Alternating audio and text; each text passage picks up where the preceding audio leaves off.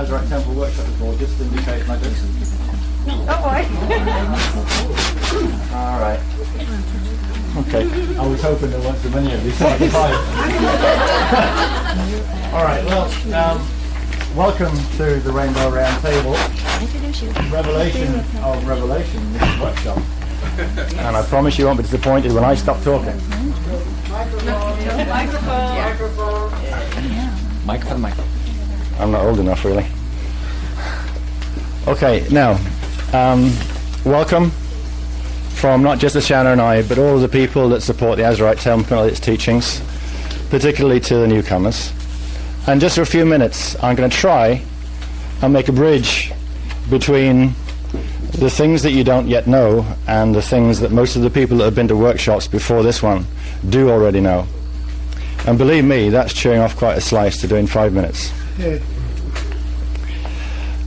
The teachings that we share are referred to as the freedom teachings, and there is a reason why they are, and we hope that you'll grow to understand that during the course of the evening as the subject matter is revealed to you. The teachings exist for the benefit of humans, all life forms, but very particularly for kinds of people we call indigos. The teachings therefore represent tools and techniques as well as understanding which are designed specifically for the indigos to awaken to a degree beyond their present imaginings but not beyond their hopes. If you were to have attended workshops in the past, you would by now have realized that there are two kinds of subject areas that we teach, which are the keystones. Keystones are those bricks that hold the arches up. And if you take them out, everything else falls down. One is called Kathara Baya Spiritual Healing System, and the other is called the Tangible Structure of the Soul. Now, it would surprise me greatly if the new people here this evening haven't already been students of spiritual metaphysical material for some time. And it wouldn't surprise me either if they're here because they feel that there is something more they haven't found yet. That much they have in common with everybody else in the room. Everybody that is present tonight, including myself and Ashana, were once exactly in that position. Now, the reason I said that was because most of us from time to time have had some interest in healing modalities, and therefore we've come across things like chakras, we've come across things like the subtle bodies. And the reason I'm going slowly over this bit is to say that Kathara, like everything else that we represent, begins to reveal the true substance of things that are only partly taught in other kinds of material. I'll give you an example. If you study the work of a well-known spiritual leader who lives in California, goes by the initials JSD, you will find that he teaches the ultimate realization on the spiritual level will be the development of the Antakarana. As far as we're concerned, that takes you as far as the ninth dimension and not beyond it. That to us is, to be polite, a fairly disempowering form of spiritual teaching, but it's not atypical. Other things that we show through Kathara are new and different, not because anyone's withholding or distorting or changing anything, but simply because they have been forbidden, they've been hidden, they've been kept secret, or otherwise they've been changed in some way in the past. And there are reasons why they have, and Ashana will deal with some of those subject areas later on this evening. Tangible Structure of the Soul complements the Kathara Baya spiritual healing perfectly, but what it wants to do is to make you more aware of the reality of your multidimensional self. Most spiritual teachings that I've encountered personally tend to have an abstract sense associated with them, wherein you may, as a result of the stimulation they provide you, meditate religiously every day, hoping to have some experience that forms a connection between something called soul, oversoul, or any one of the other names that are given to the higher bodies. The tangible structure of the soul will show you, and that's why it's called tangible, the reality of your identities. The other forms of teaching tend to talk in terms of a structure of 12 by 12, which leaves you with 144 souls out of a monad. The teachings that we represent are 12 by 12 by 12, which will give you 1,728. And that is the beginning of the multidimensional aspect. The greatest significance in terms of what will be talked about this evening in context of multidimensionality is the reality that time and space is simultaneous. We don't talk about some hopeful situation where you may reincarnate as a higher expression of who you are today, but that all of you is present in the same time, but in other spaces, and reveal and then explain the physics of how that is and how it works. Now, through a combination of these two things, you find that we begin to talk about something called the Templar, which has something to do with the Knights Templar. In fact, sometimes it has a lot to do with it, but it isn't what you think it is. The Templar is the association between the more refined understanding of the spiritual anatomy, let me say, the key points within and without the biology, in other words, the in-body chakras, the galactic chakras, and the other key points, which are referred to as catharospheres, actually operate as stargates. And you will find the operation of stargates and their presence is perfectly mirrored in the planet, and is perfectly mirrored also in the cathara grids which exist on a galactic and universal level as well. Now, so far so good? Right. Now, the crucial issue is this. You have a direct, continuous, and not necessarily conscious relationship between those grid systems. You have never been told, in fact, you have been kept from knowing what that relationship is, and what the sovereign and divine duty we all share in relation to its maintenance and preservation. Now, the unmentionable aspects of some of the subjects we cover, not just the superficial difficulty of some of the scientific terms, is that we have to begin to allow that in multidimensionality there are other expressions of consciousness that don't view source, and don't view source expression, creation and manifestation quite in the way that the spiritually enlightened person would like to. That generally means constructive and positive. That implies negative and destructive. Now, the difficulty arises when we begin to explain to our audiences exactly why that is, how it happened, and more particularly what the consequences of some of those behaviors are, and even more particularly what our responsibilities in relation to those things are. Okay? The workshop this weekend is largely an update on a track of time that has spanned, in terms of people's being actively involved in working with the tools and techniques, for what, approaching 18 months, 2 years. Yeah? So that although a substantial amount of work has been done, it isn't as if the progression that those who are in the know this evening are so far ahead that the people who are coming to listen for the first time are too far behind to understand what we'll be talking about. But by necessity, and given 2 days and 1 evening, it means that Ashana will have to start much closer to the middle than the beginning areas that I've been referring to. Okay? There is one other point that I want to make, which is this.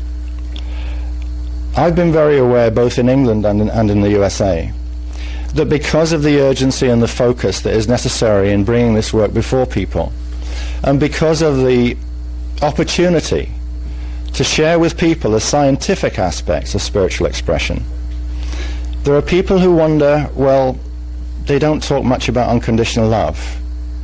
They don't talk much about opening your heart. Get one thing, our hearts are wide open in the right places, and we live for unconditional love.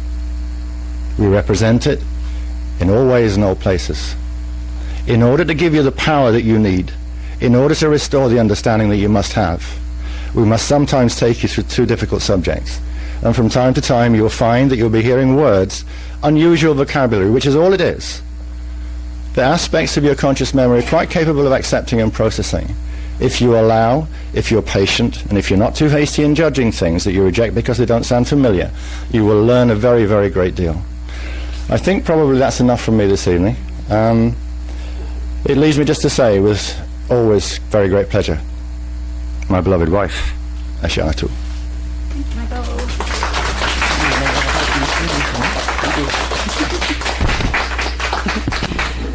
Does this thing actually work? It doesn't sound like it does back there. Usually there's a... You have to kind of gob in it, yeah. Okay. I'm used to a little bit of sound where you hear a little bit of feedback, and it sounds like I'm talking into a dry mic. Anyway, hi, and welcome. For the people who have not been to any of the workshops before, I'd like to welcome you. It's interesting whenever I come into a group of people, and this is all the time, because we don't do closed workshops where we say, oh, well, if you haven't been to other ones, you can't come to this one. So I'm always faced with the challenge of trying to You get people who've been involved with the work for 2 years and who've gone through like 20 different tape sets and have read 6 books or something, to people who are just like, what is this stuff? I might have a little exposure. So there's a balance that I need to be able to strike. It's a three-way balance. One is to not bore to death the people who come because they've been, they're familiar with a lot of things. The other part of the balance is to not lose the people who are just coming into it so they can get up to the point where by the end of it, you guys can understand the same thing the other people are. And the third part of the balance is the material that I'm given to present. Because there's a format of material that's progressively released with our workshops. We never do the same workshop. It's not like we have one body of material and then we go and do that and then we go someplace else and do it.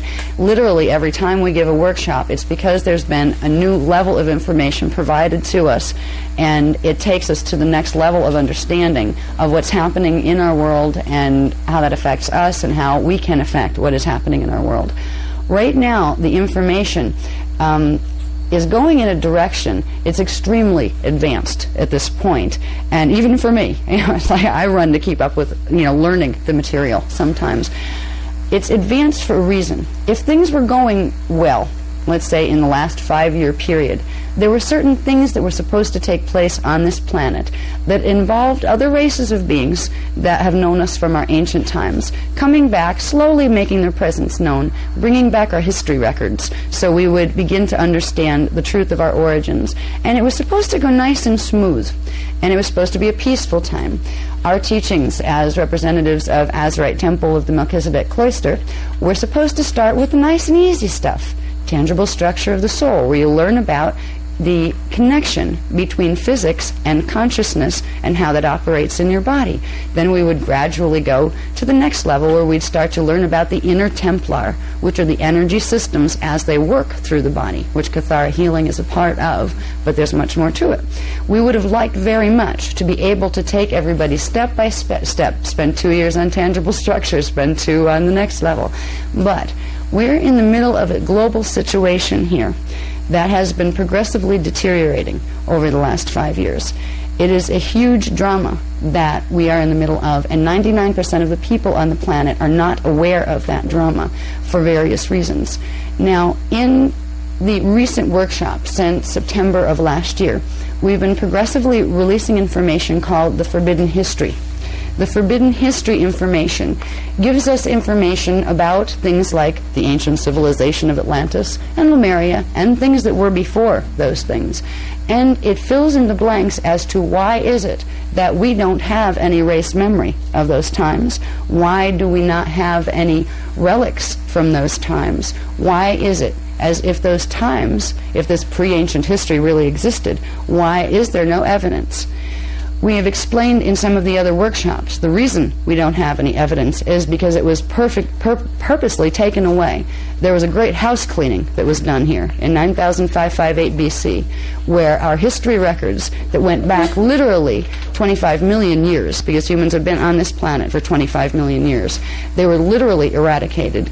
There were some horrendous things done to our race and to our DNA that have gotten us to the place we are right now, where when we come into a body, we don't remember where we came from. We don't remember who we were as a soul before we came. There's reasons why these things took place, and they weren't because God wanted them to be that way. We have been involved on this planet in a drama that goes way back into Atlantean history. And at this point in time, our Atlantean history is catching up with us, because right now we're in the middle of something called a stellar activations cycle. Stellar activation cycle, for the people who haven't heard that word yet, means a Stargate opening cycle. Now, we've heard of Stargates on TV shows and the Sci-Fi Channel and that kind of thing. In the ancient days, Stargates were known and they were used. You didn't need cars in those days because people knew how to teleport. They knew how to use their body mechanics to move through natural portal systems on the planet or off-planet. This knowledge is the heritage of the human race, and because of what took place in Atlantis between the years 25,500 BC and 9,558 BC, all of that knowledge has been stripped away. We have been robbed of that knowledge. What used to be our spiritual texts that were immense teachings of the true relationship between a manifest being and Source.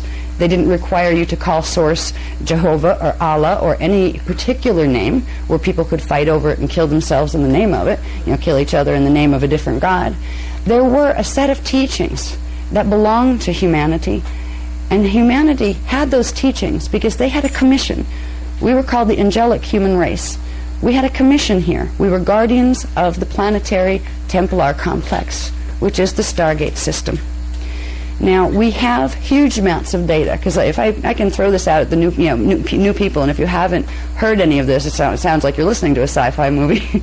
We have a lot of information that fills in the blanks from where I would like to be able to start. And if I started there, maybe by like 3 Tuesdays from the next one, we might get up to where we need to be tonight. So I'm going to have to just touch on certain things that will get us up to the point where we can talk about what I'm here to talk about tonight. And I think it's what you're here to know about. I also realize that even if you never heard of this work before and you happen to stumble into one of these workshops because somebody dragged you or something like that, there are no accidents in the universe. There truly aren't. There's a reason why you were brought into a situation where you would have the ability to interact with the information that's going to be shared tonight. You may not know why exactly when you leave, but there's a reason why you're here. You were guided here by your own higher parts. The information that we share in these workshops is geared toward, I would say, it's multi-level communication. When I speak to you about in English about words and concepts that we know here, that's one level where I'm sharing information with you. There is another level above and beyond and underneath that, and that's in the level of frequency. All information is a form of energy. It is a form of frequency that has a vibrational rate. When I speak to you, you get words and your mind understands, but you also get frequencies of information that because I have this information and I know it, I carry that frequency, and when I share it, that frequency goes out randomly into the room, and anybody who has things called, they're actually in Cathara healing, they're called aparthi, receivers in your biofield that can pick up that frequency, you'll start to make that information and understanding your own. So there's a multi-level education process going on in our workshops. The reason that we have had to advance the material so quickly, where we haven't had the luxury of being able to do beginner groups, then intermediate groups, and just making it real easy for people to follow, because there's a huge coherence in the information, from the smallest amounts where you're just learning about the fact that you have a soul and you have an oversoul and you have an avatar and you have a rishi above that. From that going up into the level of we're dealing right now with Masters Planetary Templar Mechanics, Masters Merkaba Mechanics. These are heavy-duty ancient sacred sciences.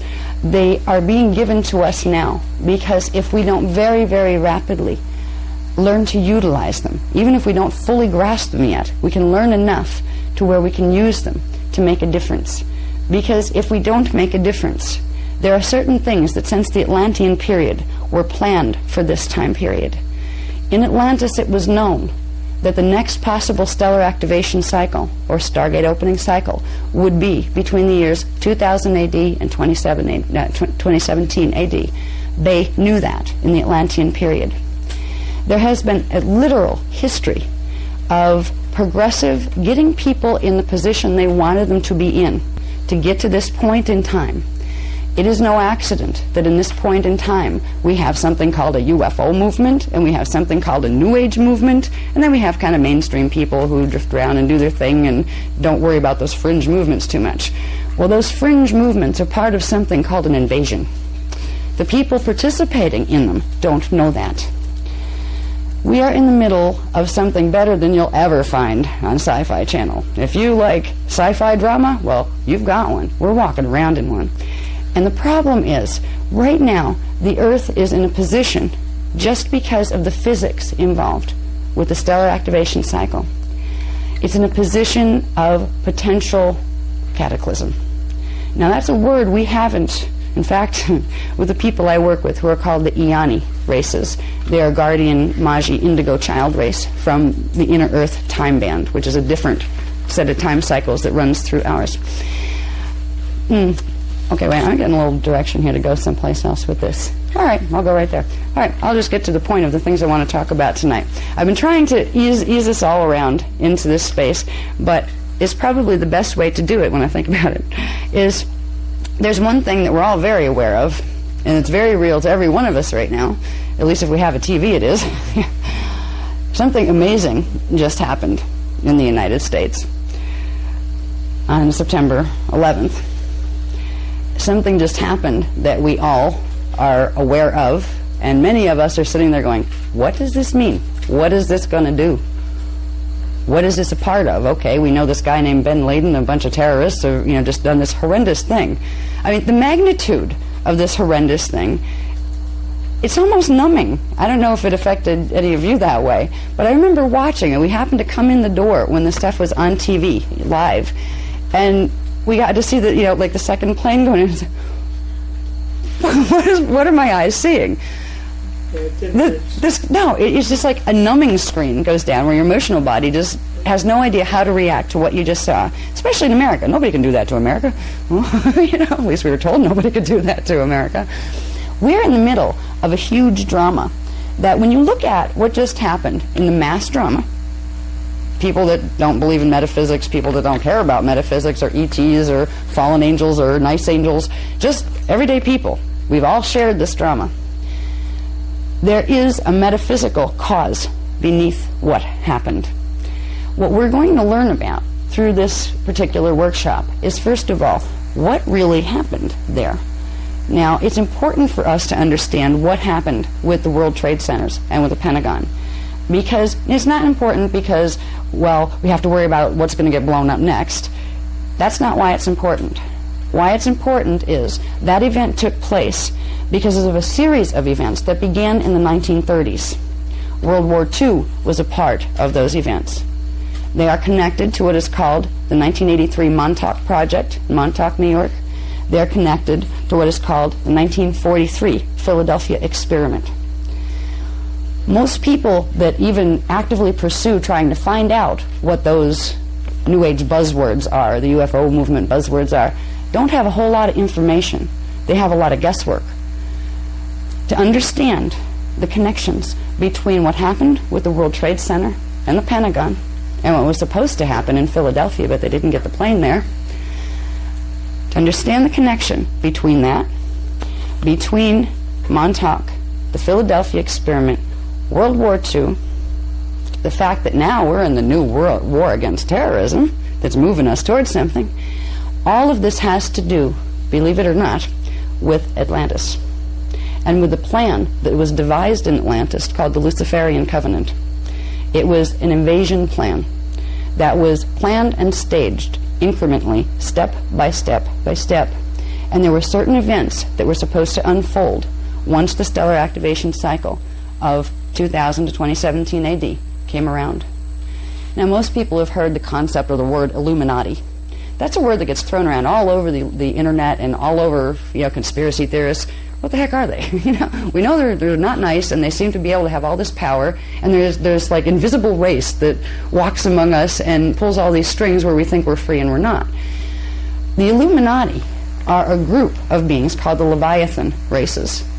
They were created out of the tribes of Levi, which were a hybrid tribe of Anunnaki human that were part of a hybridization experiment that was done in Atlantis. It was done for good purposes, but it went very, very wrong.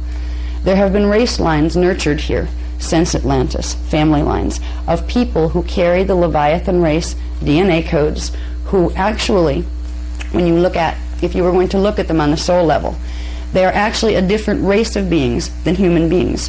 Human souls incarnate out of a certain set of soul collectives. They have what is called a Christos spark.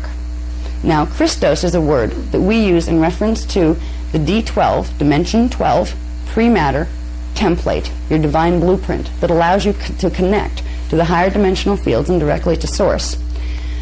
Illuminati races are born without a Christos spark because the ones who created those races in the Atlantean period were what were called fallen angelic races. Now, if you don't like the spiritual terms and you're more into ET stuff, you could say the same thing, call them intruder ET races, because fallen angelics and intruder ETs are the same beings. They are multidimensional. They have the ability to move through matter density levels, which so do we when our DNA is working the right way. We are in the middle of a final conflict drama that started way before Atlantis. Its last round was during the last attempted stellar activation cycle, which was in 22,326 BC. They almost destroyed Earth and the human race in 22,326 BC. But what we call the founders races, the Emerald Covenant founders races, which were the genetic line that humans came out of originally, and these were a Christos race. They were literally from dimensions 13, 14, and 15, and then the Christos races started at dimension 12. The founders races, these are real beings. They have bodies, not exactly like ours, but they're less dense matter. The Christos founders races intervened directly on Earth in 22,326 BC. We wouldn't be here talking about it if they hadn't. There was a stalemate in a very ancient conflict that was continually going on and getting worse and worse. The more fighting was done, the more fighting became. Fighting did not create peace between the fallen angelic races and the angelic human races. The reasons fallen angelic races have been after human races for so long is because human races were created they were created by God, using the founder's genetic imprint to serve as the planetary guardian team for the stargates here, so this place would not be taken over by the fallen angelic legions. They were also commissioned to try to help heal the fallen angelic legions if they could, but not at the expense of getting themselves destroyed. What has happened on this planet, literally, for many, many thousands of years now, if we've been going through what's called a dark cycle of evolution, there were certain frequencies that were no longer available on this planet, D12 frequencies, Christos frequencies.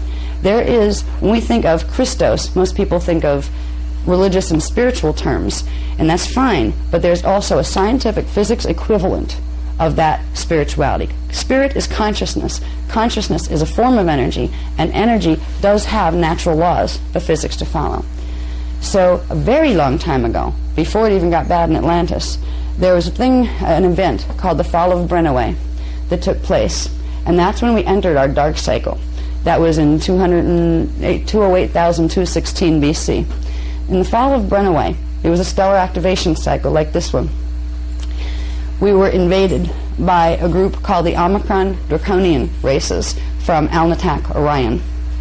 Now, Alnitak, if you look on your star charts, is a planet in the Orion system. We were invaded, and our planet's stargates were damaged, and the planetary grids were damaged. So Stargate 11 and 12 would not open, which means the planet could only run 10 dimensions of frequency. The fallen angelic races have a maximum frequency range as far as what they can interfere with, what they can use in their technologies, of dimension 11. The Anunnaki races can access 11-dimensional frequency. The Omicron Draconians can access 10-dimensional frequency. The Guardian races, the human races, the Founders races, could access 12-dimensional frequency and higher. But when this planet had its grids damaged to the point where it could no longer run anything above D10 frequency, we were in trouble. All of a sudden, the frequencies that we use to protect the stargates and the vortices on this planet, we couldn't bring the frequencies through. So progressively, invasions took place. We have a huge history of warring that has taken place on this planet since 208,216 BC.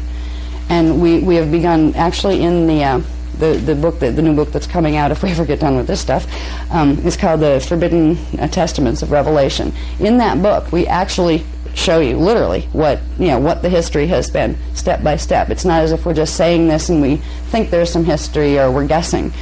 The history that I'm talking about comes off records from the Atlantean period called cloister doratura plates. They're holographic discs that hold massive amounts of information. So the history records that I've been translating come from these plates. When we start to realize the history that's gone on here, it's dumbfounding compared to what we have been taught. here we're taught that, well, maybe we came out of apes and, somewhere around 5,000 years ago we happened. And no, maybe the other theory is there's a big bang and, molecules and things collided, and then eventually it turned into pond scum, and then eventually that grew like flippers, and eventually that grew feet, and then we started to walk around, and somehow we became humans. Some real interesting theories we have out there. Talk about holes in the theories. Ours make a whole lot more sense than those two. All right. What's one of the most amazing things, as far as if we're going to get a grasp on our reality today, on what has taken place in our world today, and what we can do to prevent certain things from happening that we'd be much better off without, is that huge challenge of grasping how large human history is, how huge this drama is. We're not just dealing with a couple of terrorist groups over in another country that like to run planes into buildings. They're just puppets. We're dealing with highly, highly sophisticated, what could be considered extraterrestrial races, but they are fallen angelic races. Humans were an angelic race that's in the precarious balance of finding out whether it's going to be fallen or whether it's going to pick itself up, dust itself off, and say, okay, we've had enough. We're the guardians of this planet. This isn't going to happen anymore. We're in a position that if we don't very rapidly get at least a small grip on the magnitude of what we're dealing with, enough to take it seriously. Because if we take it seriously, we'll do what needs to be done to affect things in a positive way here. If we don't take it seriously, if we think it's more important to find out what's on TV tomorrow night and, to watch a sitcom or something. Now, it's all right to watch sitcoms, but there is a crisis at hand. And that crisis is our planet is going to go through, in the next 2-year period, some major changes in frequency. Now, changes in frequency are normal during stellar activation cycles. If the planet and its what we call the grids, which are actually scalar wave templates that hold the matter base of the planet together, if the planetary template is in good condition, it will naturally pass through stellar activation cycles. The stargates will open, more frequency will come in through the stargates, and the oscillation rhythm of the particles of the planet will pick up. And it will just naturally, literally, the frequency moves up, and the planet moves through stellar activation, and there's no big bangs or pole shifts or anything messy. However, if a planet goes through stellar activation cycle, and its scalar template is all messed up, if its electromagnetic fields are all messed up, it creates a very big mess. If we look at some of the things that have managed to survive since Atlantis, like the Bible, which has been highly, highly edited from what it used to be. The things I'm teaching now used to be in the text that were supposed to be the Bible. In the Bible, in the book called Revelation, there's a very colorful picture of events that were to take place at some mysterious, unknown times called the end times. And it depicted a certain series of things about angels and 7 seals and all sorts of very interesting things people have been trying to figure out what they mean for ages. In that story is encoded. It was encrypted in symbol form.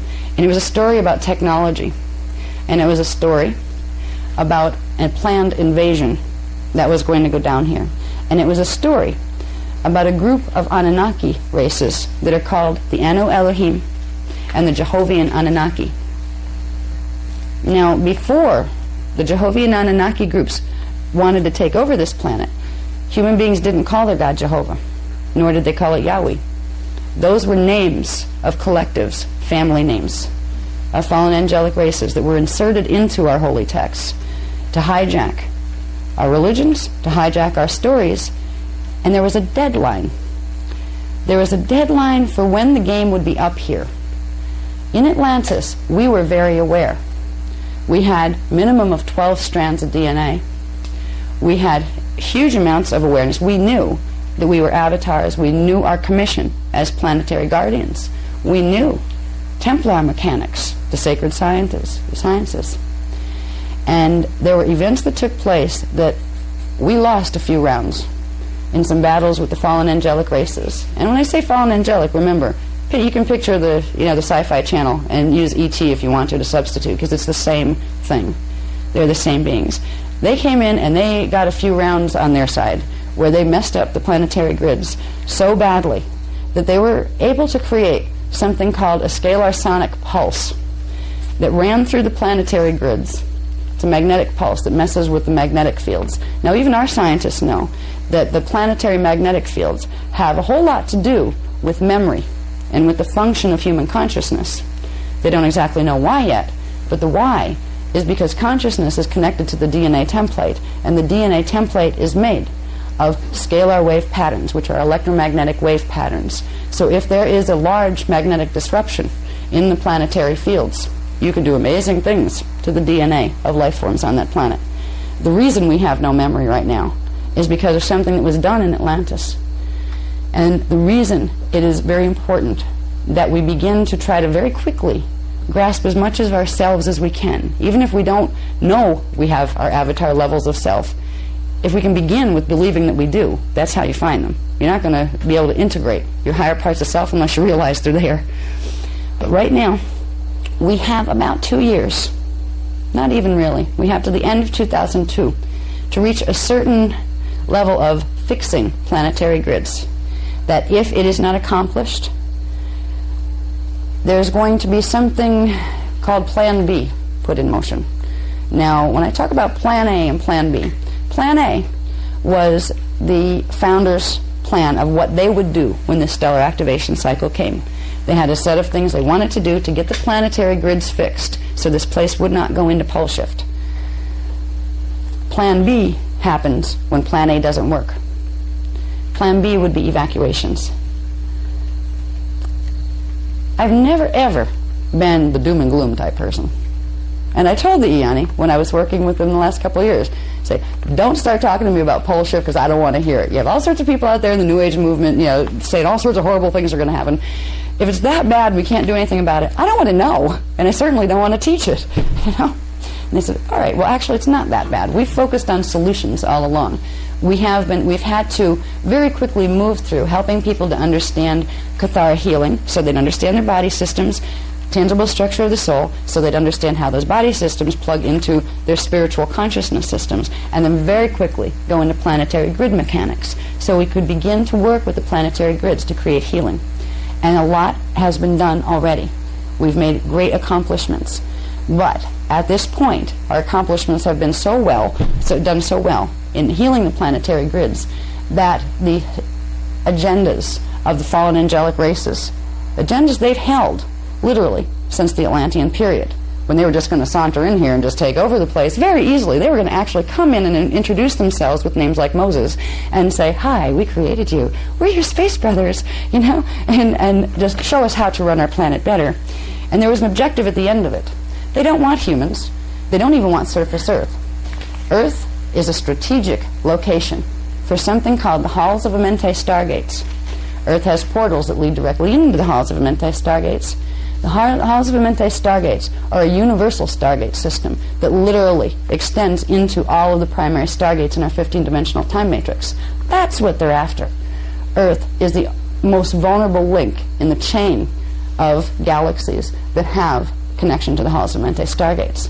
So what they had in mind for us, way back in Atlantis when they set this plan, was make us stupid, erase our memories, give us some false books and things, take the old books and just insert stuff and take out the good stuff, have us like little sheep by the time they were ready to come in, then set a series of events in motion that would make them able to come in very easily with no resistance. Now, one of the ways to do that would be, first of all, to have people believing in an externalized God that's outside of themselves, that has a certain name and a certain face. All right, you already got an image to use when you come in to say hi that people will be receptive to. Part of the plan, and this is called the Illuminati Master Plan, the One World Order Master Plan, was to set up, about 100 years before, subtle contact. That's when the channeling movement started. Subtle contact with their races. Their races, meaning the hybrid races, who don't have human souls incarnate in them, but who have either Anunnaki or Draconian souls incarnate in them. The interesting thing is, we've all been taught, since our memory was erased, that we're only one race. We have bodies that are very similar, And because of what's been done to the DNA, right now our DNA appears to be the same, because certain portions of the DNA are repressed in both races, so the similarities show that the differences don't. About 100 years ago, the channeling movement actually got its seeds planted, because it was time. That's when the Anunnaki started to connect with some of their hybrids. Their hybrids don't know they're hybrids. They don't. They think they're just human like anybody else. They don't know what human is either. You know? The hybrid people are not bad people. It's not that they're, bad fallen angelic people. They're just people who lost their memory too. And the reason they lost their memory is they were trying to rebel against and get away from the fallen angelic collectives in Atlantis. That was part of the reason. They had their hybrids that were saying, well, we're starting to grow and understand that the ways you're doing things and dominion and killing other life forms and things, that's wrong. We don't want to be part of your collective anymore. They were going into what was called the Emerald Covenant Christos contract. And that meant that the fallen angelics' hold on the planet was getting less and less. If they lost their hybrid races, they would have a very hard time coming in directly, because most of them can't live physically on this planet because of their own biologies. So we have a situation right now where there is progressively, for 100 years, been an invasion, a very quiet, subtle invasion. The plan for the invasion was created in 9560 BC. It was formalized then. It's been there for a long time, but that's when it got formalized, when a whole group of Anunnaki races are races that were created by what is called the fallen Anu Elohim. Okay, you have Elohai and Elohim. They are two different. The Elohai Elohim are the founders' races, one set of founders' races. The Anu Elohim are ones that were fallen angelics. They chose to sever their connection to Source, and they started to create dominion agendas and literally started to feed off the rest of the time matrix. So when I talk about Anunnaki, I'm talking about the children of the fallen Anu Elohim. Just like when I talk about humans, I'm talking about the children of the Elohai that came in here as the guardians. There are numerous different groups of Anunnaki. Many of them don't like each other. They've been warring with each other as much as they've been warring with humans or anything else. But in 9560 BC, there was agreement made by several competing groups. They're called the Pleiadian Nibiruan Anunnaki. That means some of them are from the Pleiades star system. Some of them are from a planet called Nibiru, which used to be our 12th planet until they hijacked its orbit, and now it only circulates in here every 3,600 and some years. With the Luciferian Covenant agreement, it was a step-by-step plan to, first of all, level the playing field, which they did during the Atlantean flood period. In 9558 BC, they used a technology called APIN systems. APIN is a physical technology. It's called the Atlantean Pylon Implant Network System. Imagine microchips. Okay, imagine microchips that operate through particularly selenite types of quartz. You know how we use quartz in radios and different things? It's a mineral. It has some certain properties as far as electrical transmission and transduction goes. There's an advanced technology that utilizes what would be considered very advanced microchip technology that can be used on a planetary level, where literally grids were laid out all across the planet. The planet was mapped, and it was mapped from above, from spaceships. I mean, they weren't, they weren't foot soldiers like we have been down here. We weren't then either. There were these grids put in to the planet that would receive remote frequency transmissions from other planetary systems. They could be used for good things, or they could be used for horrible things. And in Atlantis, they were used for horrible things. They were used, these APIN systems, were used by the Anunnaki and several other competing groups to literally reverse the natural electromagnetic balances of Earth's magnetic fields, which totally messed up the DNA of humans. Now, once that was done, you had a bunch of what used to be angelic humans and a lesser amount of hybrid Illuminati races that really just wanted to be good guys. All of a sudden, they're all running around not knowing who they are, having mutations in their brainwaves. Their brainwaves aren't working the same way. Their hormones were not working the same way. What used to be an 800-year lifespan went down to about 100 because of these electromagnetic changes that were made to happen on the planet because of these advanced technologies. Now, these technologies are not just something that were a horrible problem in our past.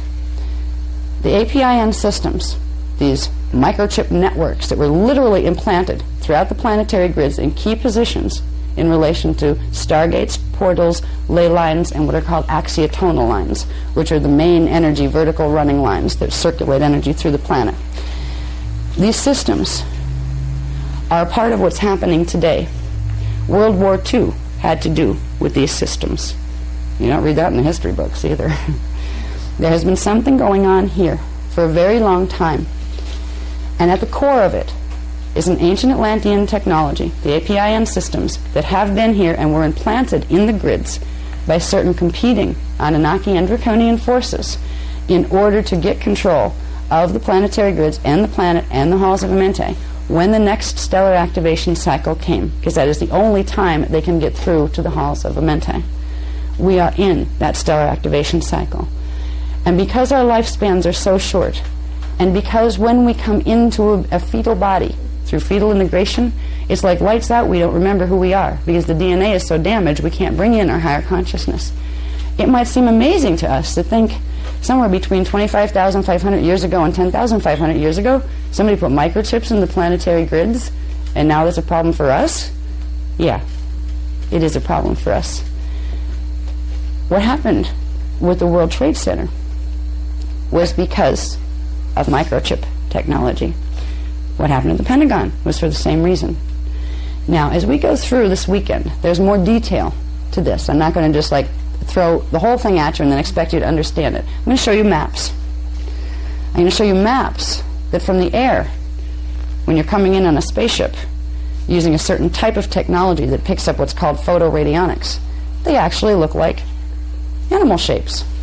This is where when we go back to the biblical revelations, we find things like the four beasts before the altar of God, and one was a lion, and one was an eagle, and one was in the face of a man, one was an ox, right? Think, what was this guy tripping on when Revelations was written? These were references to APIN systems that were in the planetary grids.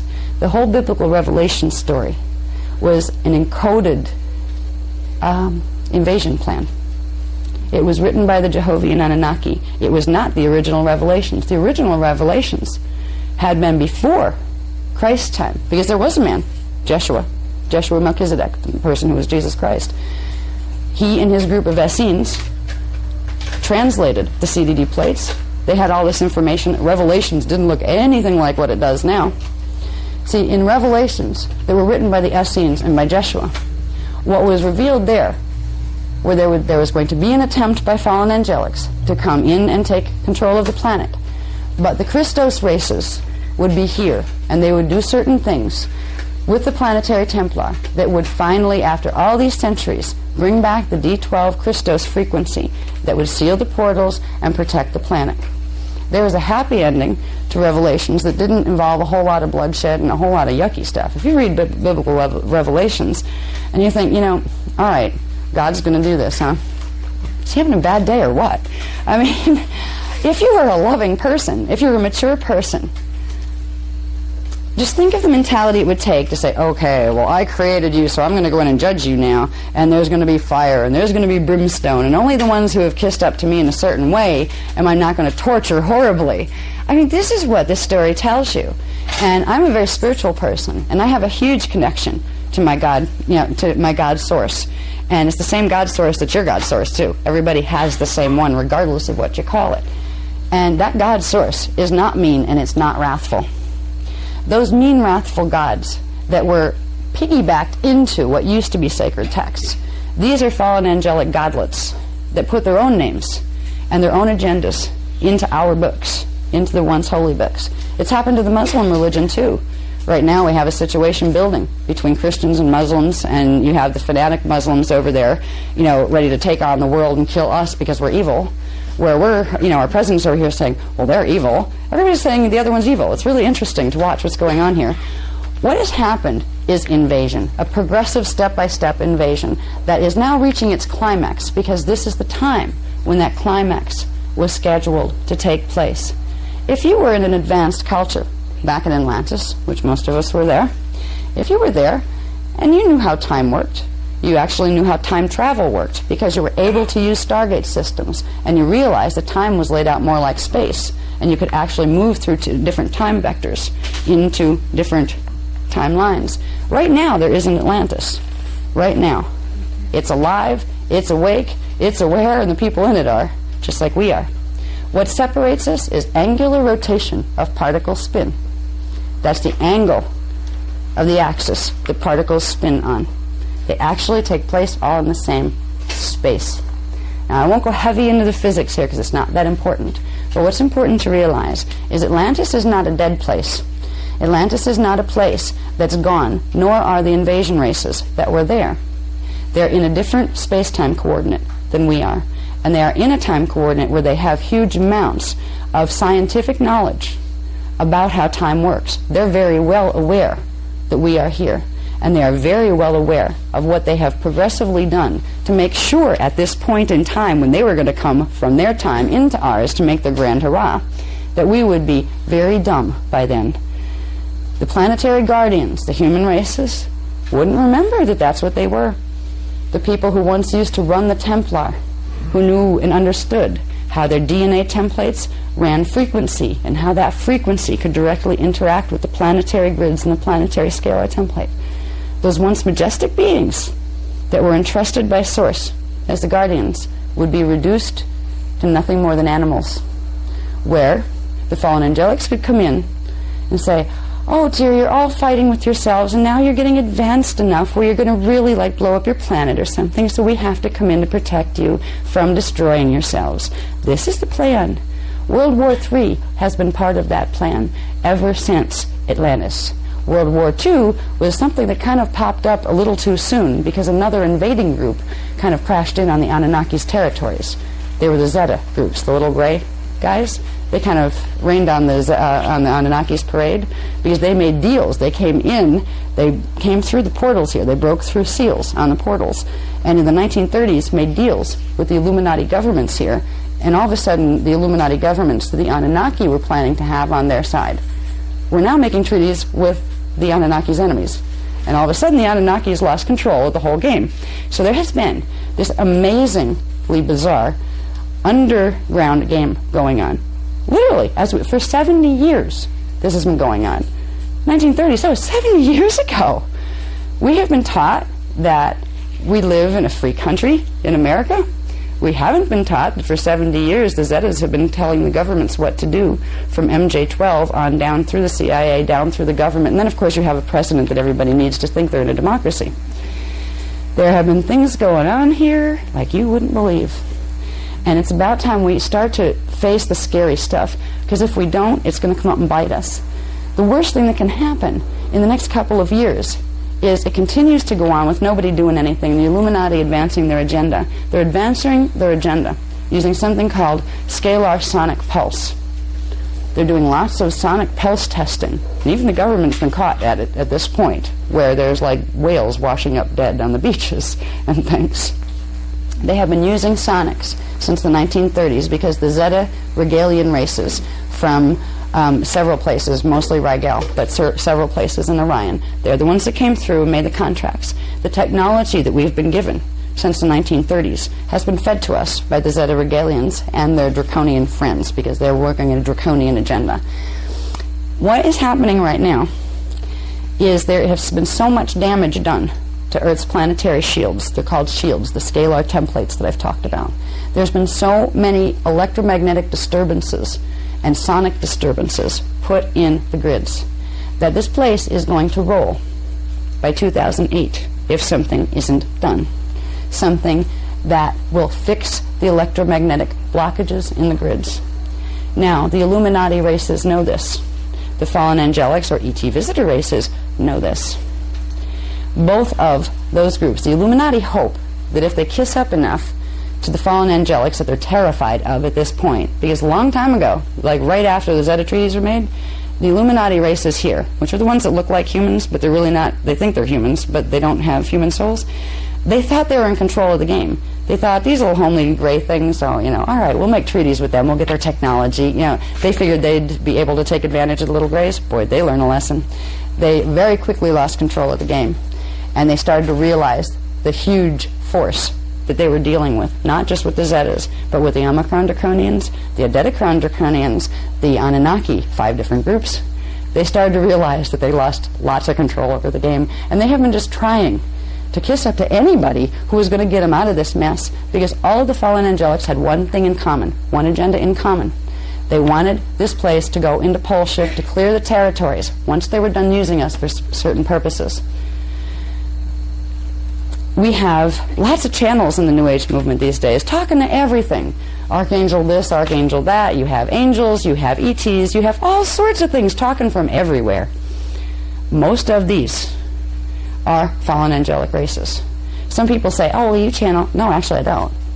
What I do is not channeling, and I never, I will not do that. The only thing I will channel is my own higher consciousness. And if anybody wants to talk to me telepathically, they have to hang out here. But the information I get is actually taken off discs, physical technology. But right now, people in the New Age movement are getting what's called astral field tagging. It is, again, a technology that uses subtle waveforms to affect one's brainwave patterns, their bio patterns. It affects the DNA template. And it allows them to hear whatever voices the fallen angelics want them to hear. Now, sometimes, some of them are lucky. They actually have enough biofield protection in their fields because they happen to be somebody that came in with, usually if they're indigo children. All right, we talk about indigo children. These are beings that have more than 12 strands in the template. They were what are called the Magi Holy Grail line of the human races that had anywhere from 24 to 48 DNA strands. Okay, human races have 12 strands of DNA. The Magi races, when they come in to this planet, which they have now. Wait, all right. I do this sometimes. If I will apologize, but I'm not going to apologize. I used to feel embarrassed when that happened. When I'm in a workshop situation, I am not by myself. All right. I have a live telepathic connection. Now, I'm not channeling, but there is the one I've been working with. It's Niyani from the Inner Earth time cycles, and his name is Ma'a. And sometimes they'll say, can we go over here with information, instead of here? So I listen to that, and I've gotten to the point where I'm not so self-conscious that I really care if somebody's going to judge me on it. So I let you know that, yes, I have a telepathic rapport with a being. You can do this, too. In fact, if you use Cathara healing and develop the mentor technique, that gives you a place in your field where you can begin to receive that type of communication from somebody safe, somebody that's not going to try to come in and channel and take your biofield over and your body.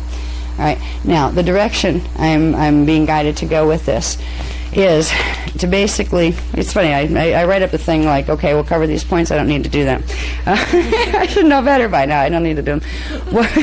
What we'll have by tomorrow is we will have graphs, all right, because what I usually use in my presentations, because visually it's a lot easier to understand certain things, we're going to go through, between tomorrow and Sunday, we're going to go through understanding all the little pieces of stuff that I just talked about. We're going to talk about Montauk. We're going to talk about how that's connected to the Philadelphia experiment. We're going to talk about how both of those are connected to something called the Phoenix and the Falcon wormholes. And we're going to talk about something called a black hole universe that is a sub-time distortion cycle. And this is where the problems are coming from. So we're going to get a little bit of history and so we can get a feel for what is taking place here. If we can understand that there is a place, I'm not just talking about fallen angelics, like angels falling, you can get some really interesting imagery there. These are beings from places just like we are beings from places. These are beings that have advanced time technologies that used to be our time technologies. Right now we're in the middle of a situation that we can make a huge, huge difference in what happens in the next 5-year period. Right now, if nothing is done on this planet, and everybody decides, well, I'm just going to, be my sleeping human self and just see what happens and trust it to God, or if I don't believe in God, just be and let it all happen. It's not my problem. What we're going to see happen if nobody does anything are several things, and they're going to happen in rapid succession. One, you're going to see advancement of the Illuminati One World Order agenda. You're already watching this in America on television. You are watching that one event. Now, I got to remember, Britain has been being, attacked by the IRA for years. Things get blown up there quite frequently. But I've never seen the British government take the whole event and make it a global war issue. All of a sudden, in one event, I watched this in almost like odd horror. I watched how fast this one event that was staged, how this one event was used to literally bipolarize the entire planet. Now we have two groups of people on the planet. The good guys who are fighting the war against terrorism, and the bad guys who refuse to be part of the anti-terrorism coalition. There's no middle ground here. You just literally, it doesn't matter. Countries are being forced, pressed into this. If you're not, Bush has said it, if you're not with us, you're against us. Now, it's not Bush's fault. He's trying to do the best he can to figure out what the heck he is and what he's doing and what he's supposed to do with things. He's not the one pulling strings. It's behind there. The Illuminati that I talk about, these are people that look like people in human bodies. I'm not going to go into what's incarnated in Mr. Bush's body or not, because it's not important. But Illuminati races are like little puppets on a string, just like humans are being used too. Because now you have the channeling movement. It's not just Illuminati that are channeling. It's everybody seems to be channeling in the New Age movement because they've been taught that this is a good thing to do. So we're all being manipulated here, Illuminati included. And the hidden factor is there is several different competing fallen angelic invasion forces. Now, that's been okay to not have to get into heavily in the last few years because there were negotiations going on between the founders' races with the Anunnaki races, trying to get the Anunnaki to give up the One World Order Dominion agenda to enter what is called the Emerald Covenant Coevolution Peace Treaty, the Founders' Peace Treaty, where they would get the assistance they needed because they need DNA repair is what they need. They have some real twisted thinking because their DNA is all messed up in a way worse than what they did to ours. If the Anunnaki groups had agreed to stay in the Emerald Covenant, we wouldn't be having this conversation and we wouldn't have watched that trigger event of the World Trade Center and the Pentagon getting hit. Philadelphia was supposed to get hit too in that, but it didn't. What's interesting about what happened with the terrorist attacks, now Bush didn't know about them, he didn't do it. It wasn't an inside job that our government didn't do this to its own people. Much bigger than that, much bigger issue than that. Since the 1930s, we've had two wormholes sitting off the Atlantic, out in the Atlantic, off the coast of Florida. One is off the coast of Florida, the other is off the coast of South Carolina. Now, the Bermuda Triangle, there's a reason ships occasionally disappear there, and planes too. Wormholes are scientific phenomena that literally barrel from one time system into another time system. Since the 1930s, these wormholes, they used to have a cap on them. The founders had capped them to prevent something like this from happening. The Zeta races broke through one of the wormhole caps, and that's when they came in and made deals with the Illuminati governments. Ever since this time, there has been some really strange scientific stuff happening here.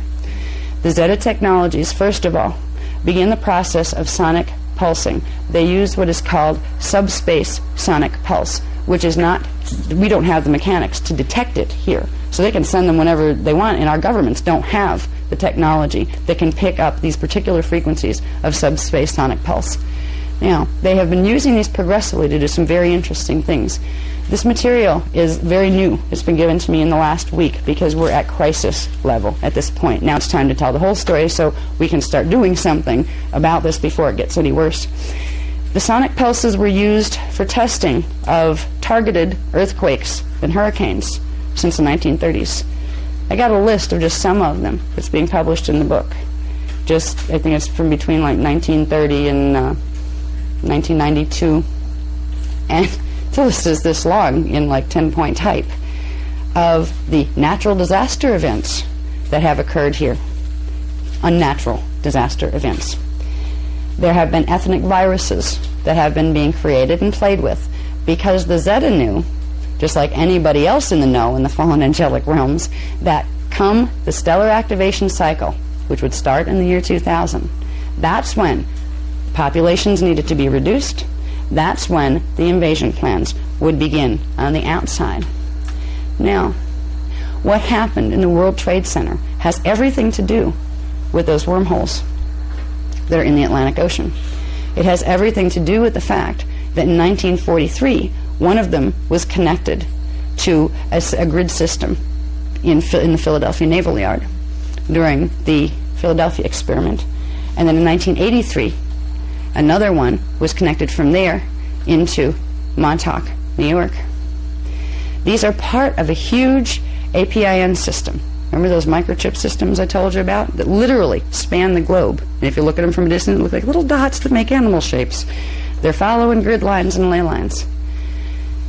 The reason it was important to the fallen angelics, the terrorists attacked those particular sites on the day that they did, was because if those buildings just so happened to fall down all by themselves, it might make people wonder if something was going on. Because there were sonic pulses used that day to open and put online a couple of the networks that connect into this APIN system that connects into the wormholes. There's a whole history about these. They were opened before, and in between 1992 and 1994, the Guardian groups worked with some of the Anunnaki, who were getting invaded by the Dracs at this point, who said, okay, we'll play nice, actually capped the wormholes.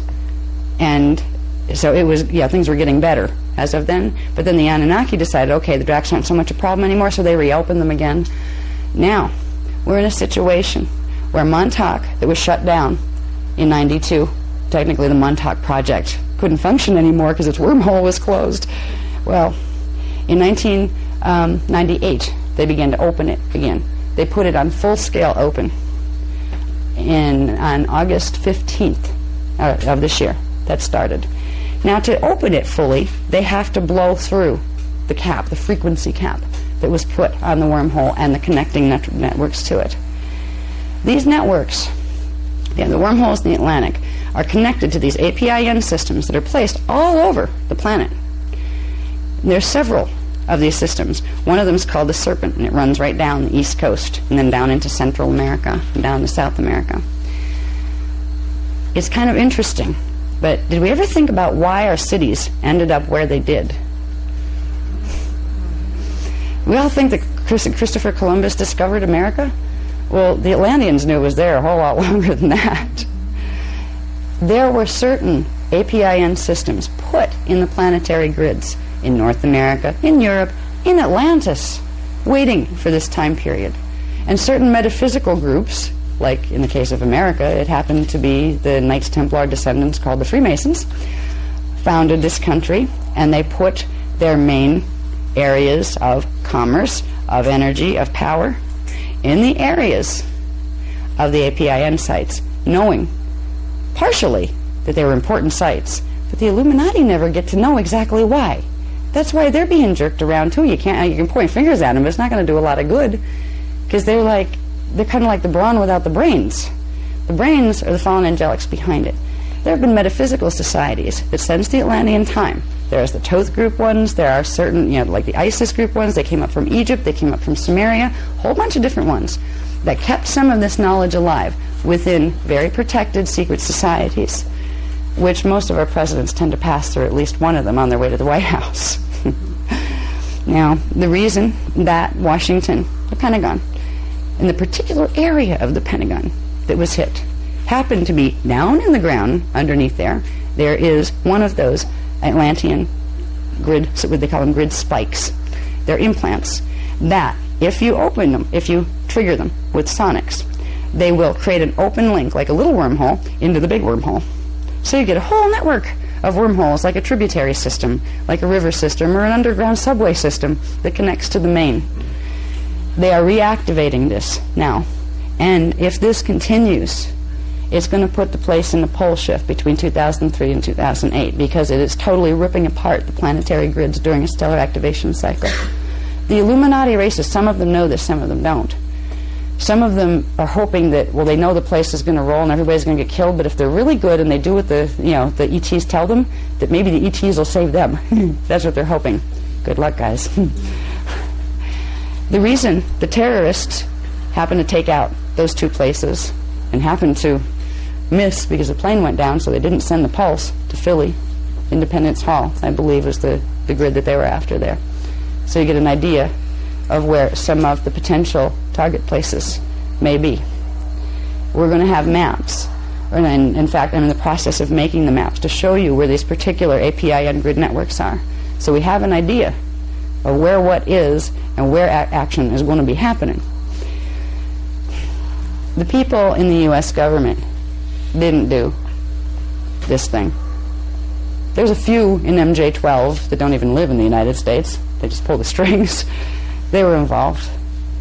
But most of them don't even realize the magnitude of what's taking place. Even the highest ranks of the worldwide Illuminati that control what's called the World Management Team. These guys control the world banking systems and the pharmaceuticals and the multinational corporations. All that stuff has been brought into being through the Illuminati races.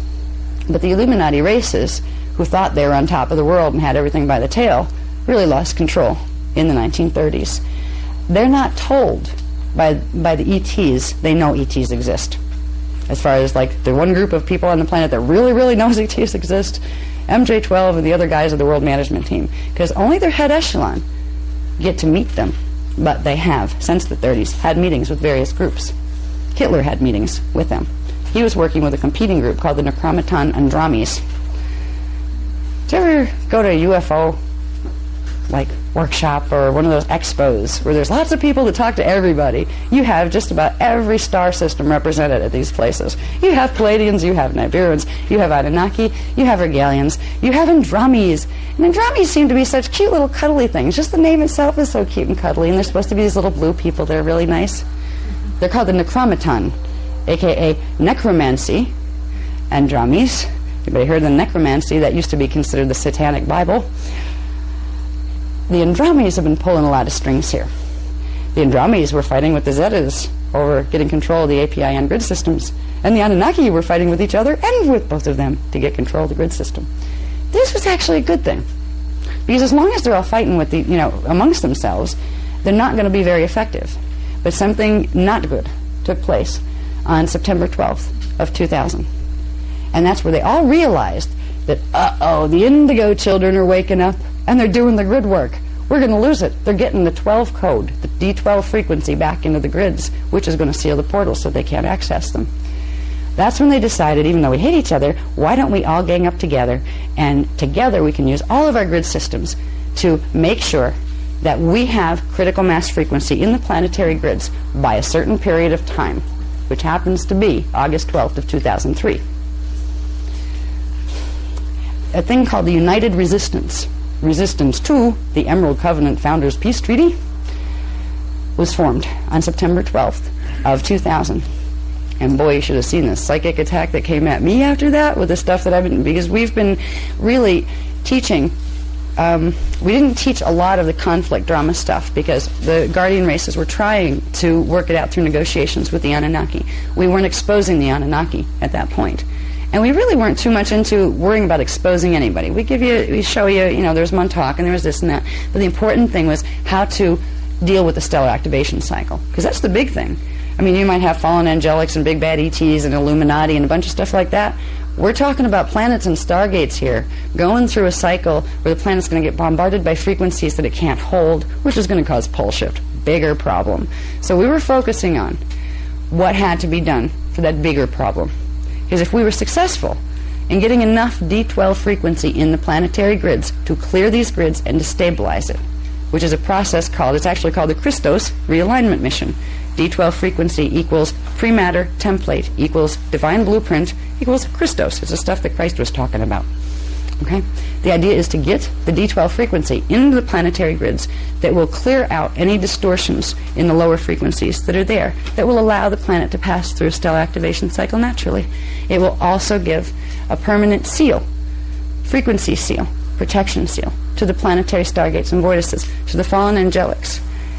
Can't come through the wormholes anymore and bother us here. So that's what we focused on, and getting people to realize that they had these levels of identity, that they had DNA that those levels of identity were connected to, and that by using certain mechanics, by understanding how to use the mind, which generates scalar waves, how to use it to direct frequency, you could activate your DNA to get the rest of your consciousness in your body, and you could also directly affect the planetary grids. The process that we call rainbow round tables are a process of understanding yourself as a bioelectric conductor unit, as well as a spiritual being. Human bodies transduce interdimensional electrical frequency, and they are the only vehicle on this planet that can hold D12 frequency. There's nothing else that you can't invent a machine that will hold D12 frequency. In the old days, we used to be the grid protectors by simply doing certain things with our biofields that would run the frequencies into the planet on a daily basis. These were societies built on love and peace, and people didn't fight with each other, and everybody didn't care what you called your God, because everybody recognized they had the same one. It didn't matter what name you called it. And we honored each other as all blessed parts of that source. These were our civilizations that we had when we knew how to run the rainbow rounds, when we knew how to work as a group and put our bodies in certain ways and move energy through them in certain ways using advanced Merkaba mechanics, that we would energize ourselves and heal ourselves, and we would also help the planet to heal and stay stable. What was amazing is in those ancient cultures, humans didn't eat. They didn't need to. They were called breatharians. The human body did not need to suck energy off other life forms, which means taking it in and draining a life force to keep its own alive. It would use its own Merkaba field, which is a set of spiraling counter-rotating fields of electromagnetic energy that run around the body naturally and through the body. They would simply use those on a daily basis, accelerate them to a certain level to pull in more frequency from the atmosphere and from the planetary grids, and it would nourish the planet, because if you pulled it from the planet would then pull it from the sun, which would then pull it from what it's connected to up higher. It was a circulatory system. This is what the human being really was. And right now, things are in such disarray here. Not only does the planetary guardian team not even remember who it is and forget remembering how to run roundtables. What are they? I mean, I had to relearn. I didn't come in with the knowledge of them this time, but I came in with little memory clips of seeing hundreds and hundreds of people, most of them wearing white. They're just like white robe things, doing these beautiful synchronized dances and singing these beautiful songs. I had little flashes of those. Ever since I was a child, I had little pictures of those. I didn't know where they fit. These were round tables. These were people that you didn't. When we're going to do a round table before we leave, and probably sometime Sunday, we're going to try to figure out where we can do one. But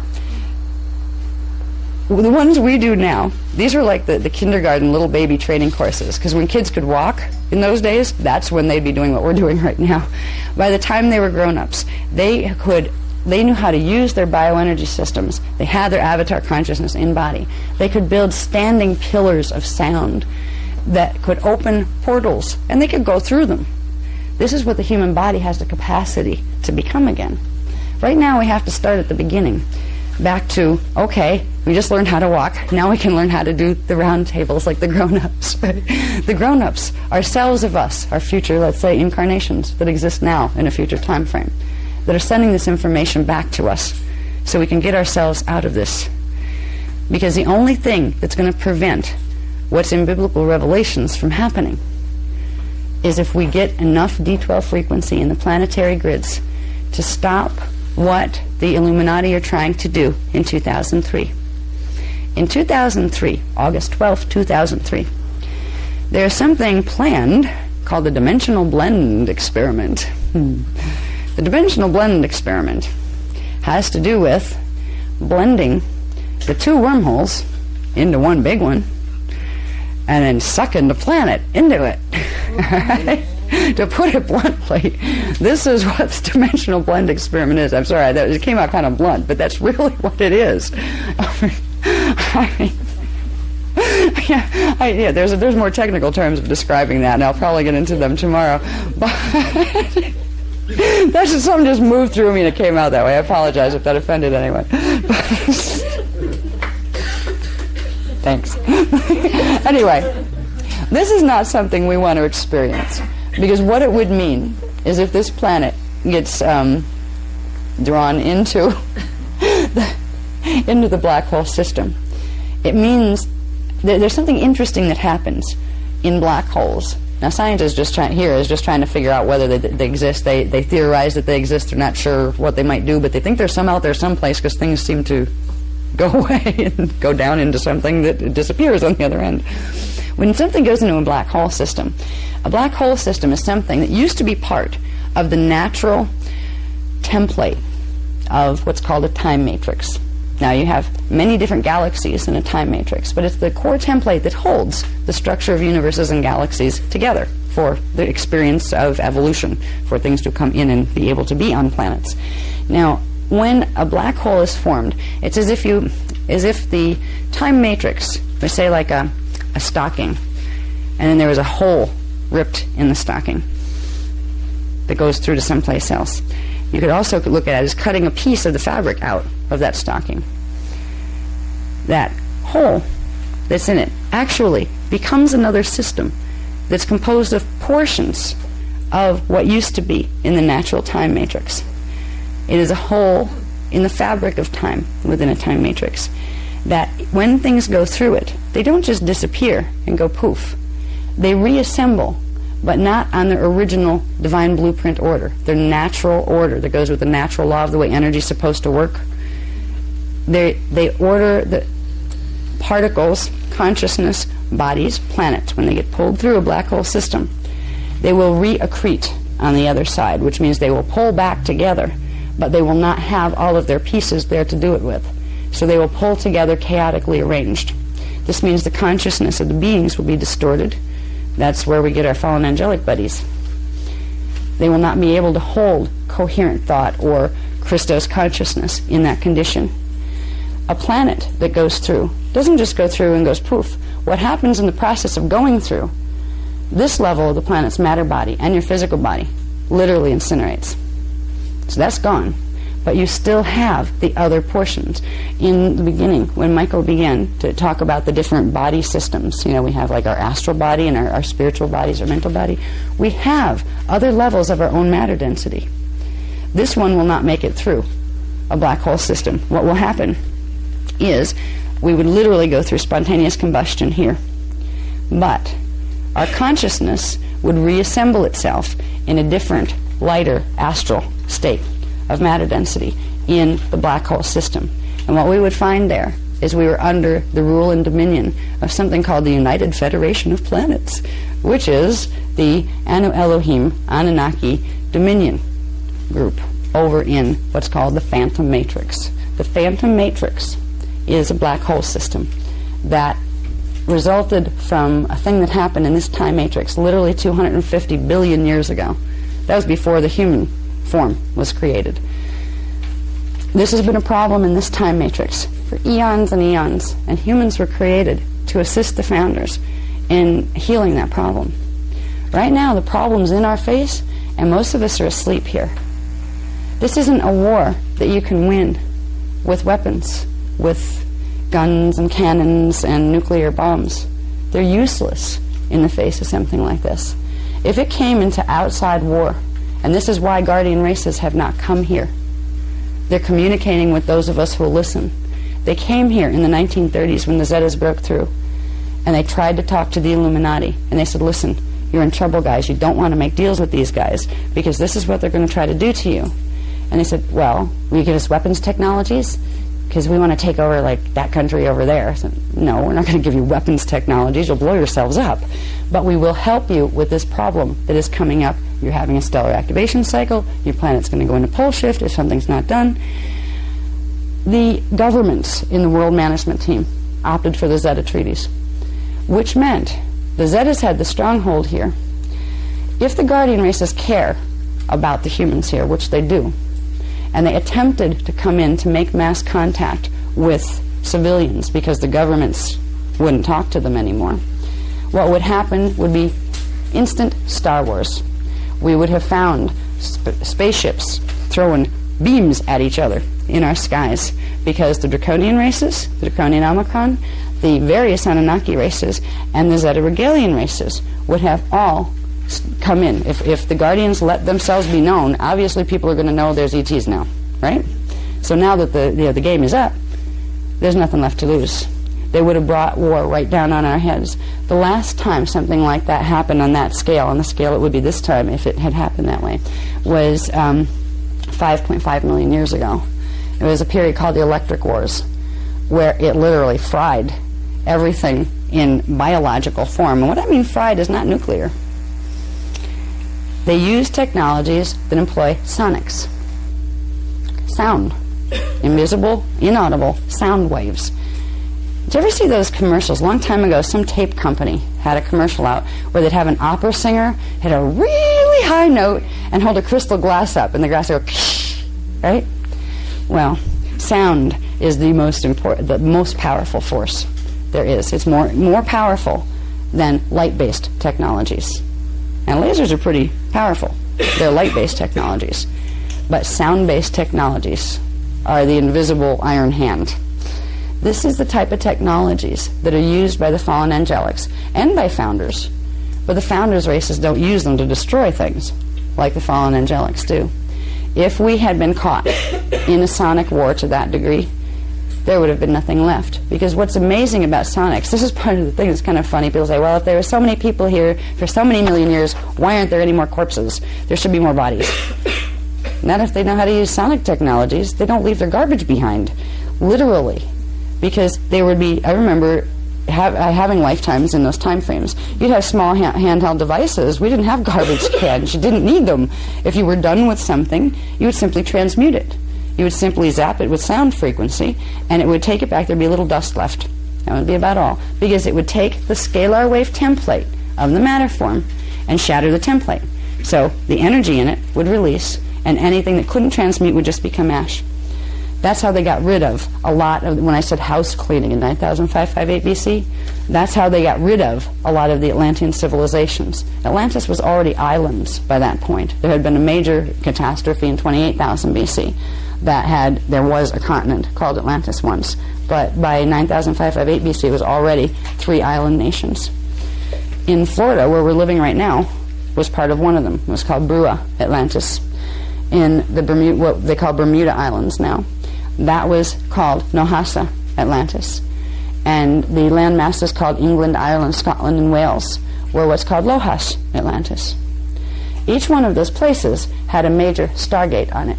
That's why it was real important to make all the things about Atlantis disappear. So the most we'd remember is maybe it was a legendary race that once existed. Because we have a stargate in the U.S., Stargate number 2, which is the one that controls number 1 and number 3. It's in Sarasota, Florida, off the coast of Siesta Key.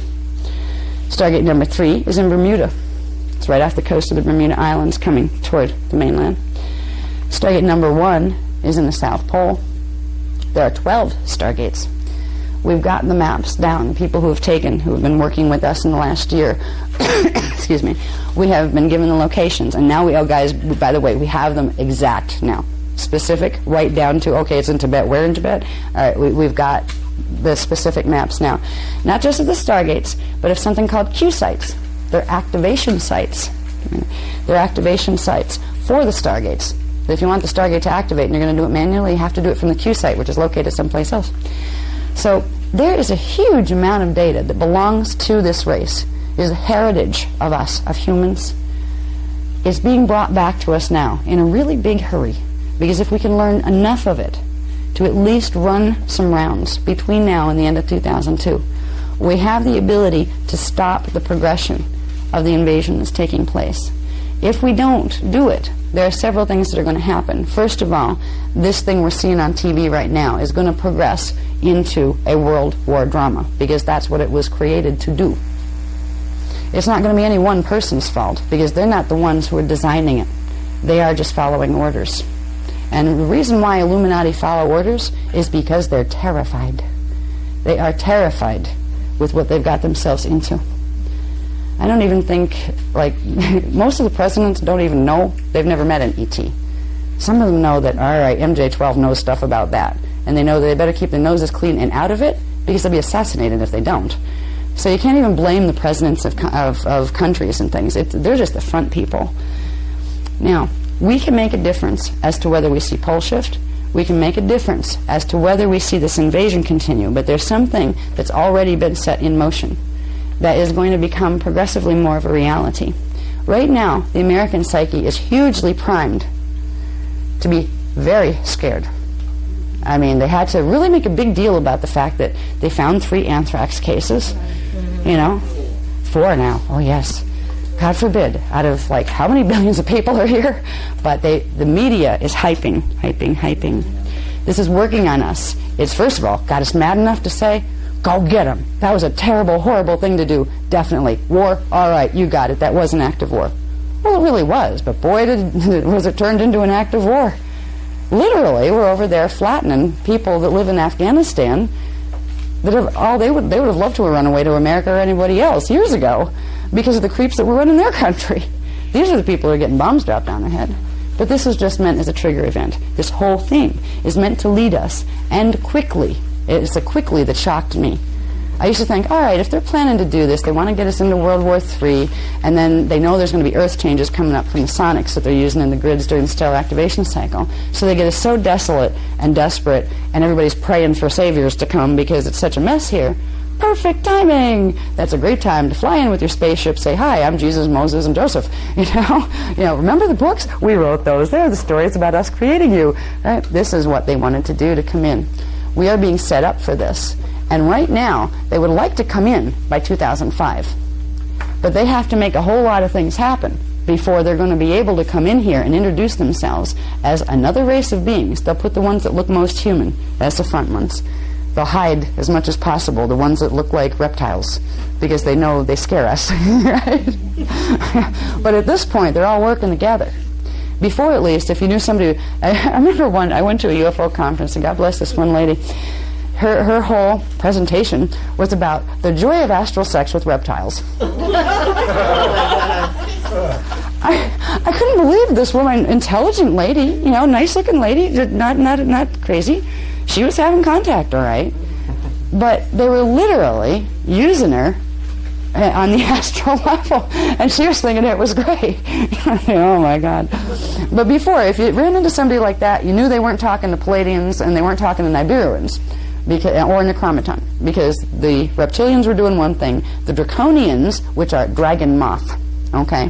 When I say draconian, Omicron draconian, they have dragon-like faces, but they're not as much reptilian as dragon moth. They have the wing things, and they're like pretty gross looking when you see them.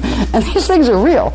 And what's scary is when you get your 4th strand fully turned on, and you can see the 4th dimension, prepare yourself, because you will start to see inhuman bodies who really lives there.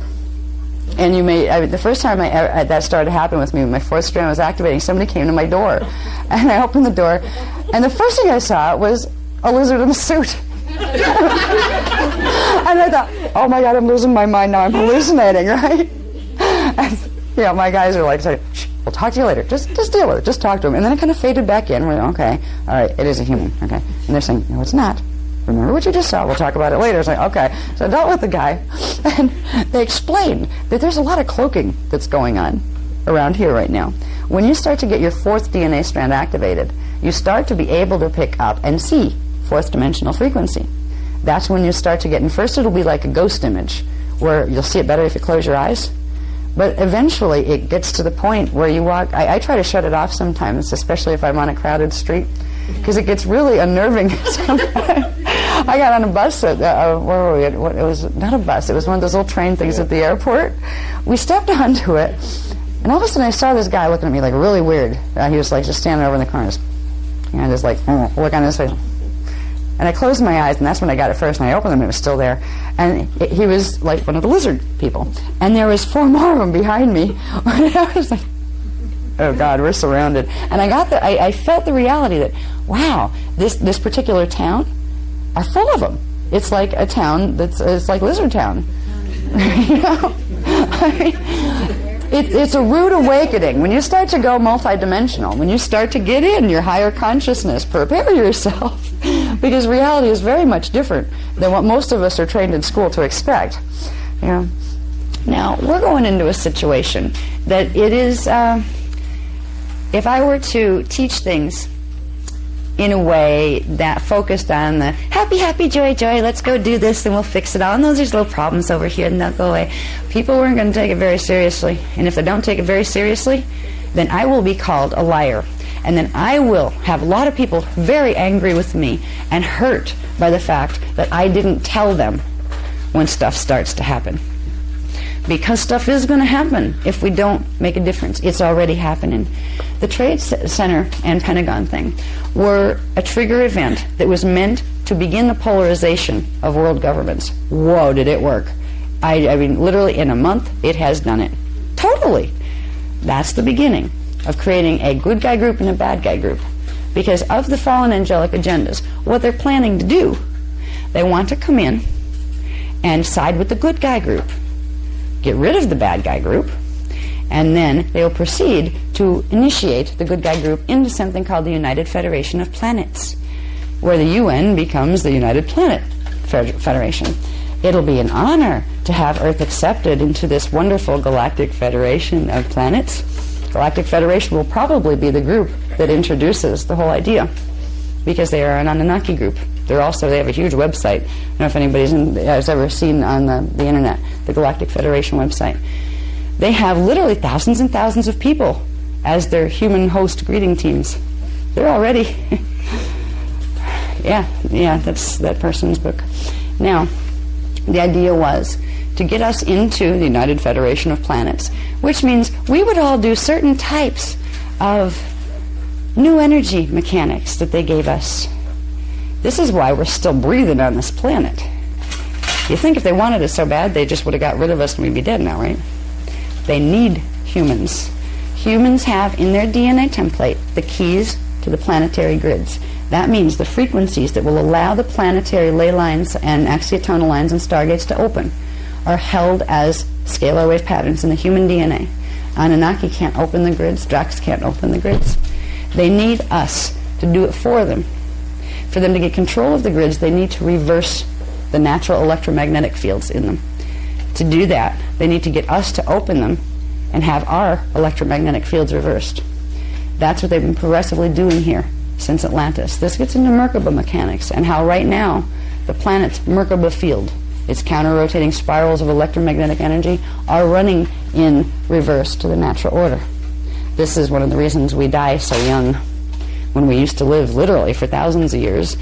When the first mess happened, then it was reduced to 800 years. And since 3470 BC, we have about a 75-year lifespan. This all gets into Merkaba mechanics, and Merkaba mechanics are part of the planetary Templar mechanics, the round tables. That when we begin to learn how to use this, we can do several things that are very important. We can help the planet and help stop this invasion, because it is an invasion at this point. The negotiations did not work. The Anunnaki broke the treaties, and they all sided up together to make sure somebody gets it.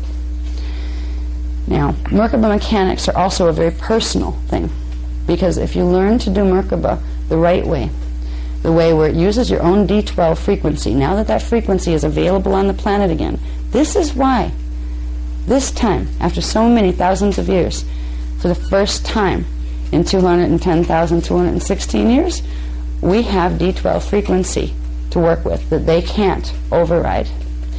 If you learn to run your Merkaba fields on the right rotations with your D12 frequency, it will heal your DNA template progressively, which will make it so you can go through the stellar activation cycle changes without having your body fall apart around you.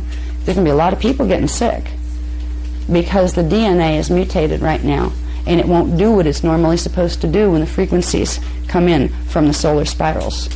They'll be getting radiation poisoning. When you work with your Merkaba fields, you begin to change that. You begin to build natural immunity because you're getting your system working the way it was supposed to.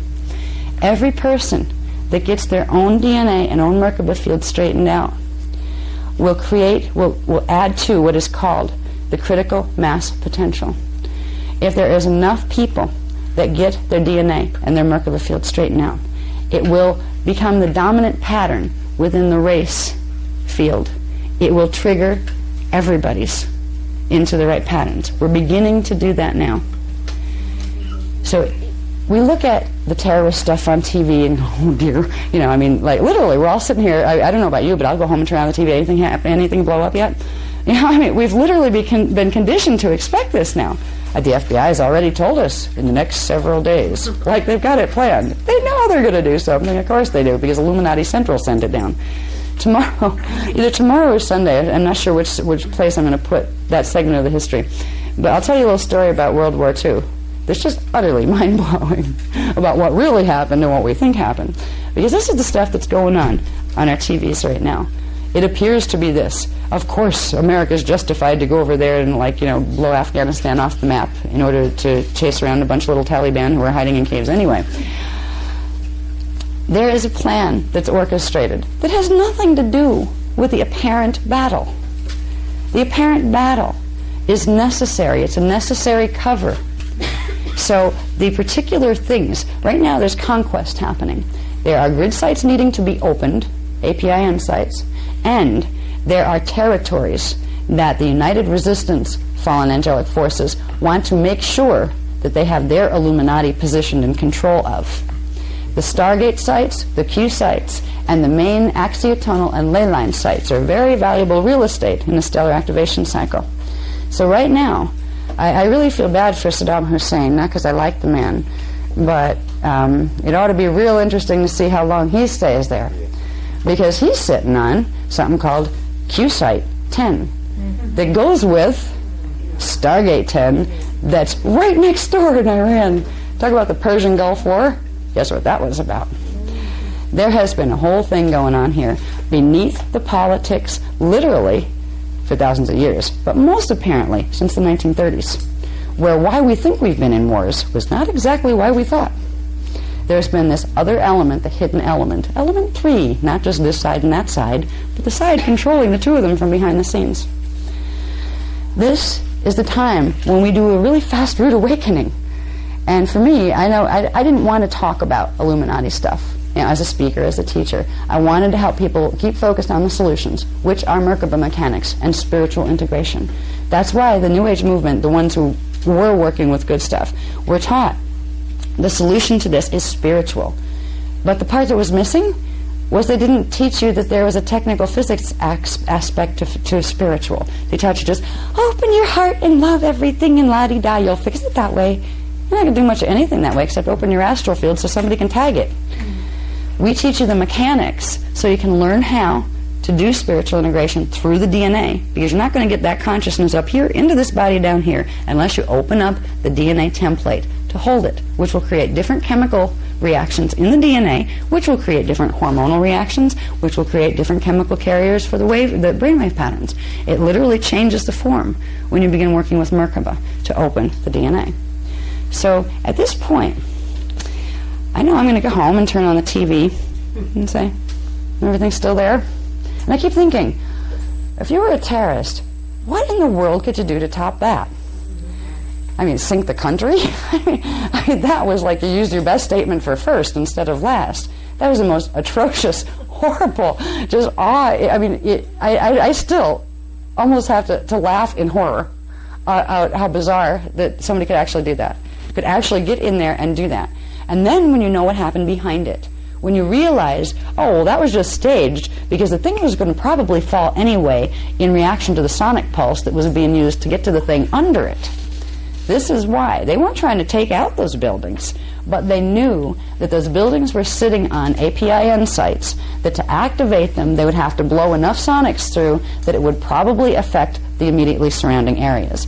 And it would have been really, really strange if within a few minutes of each other you had part of the Pentagon collapse in Washington and the trade towers fall down with nothing hitting them.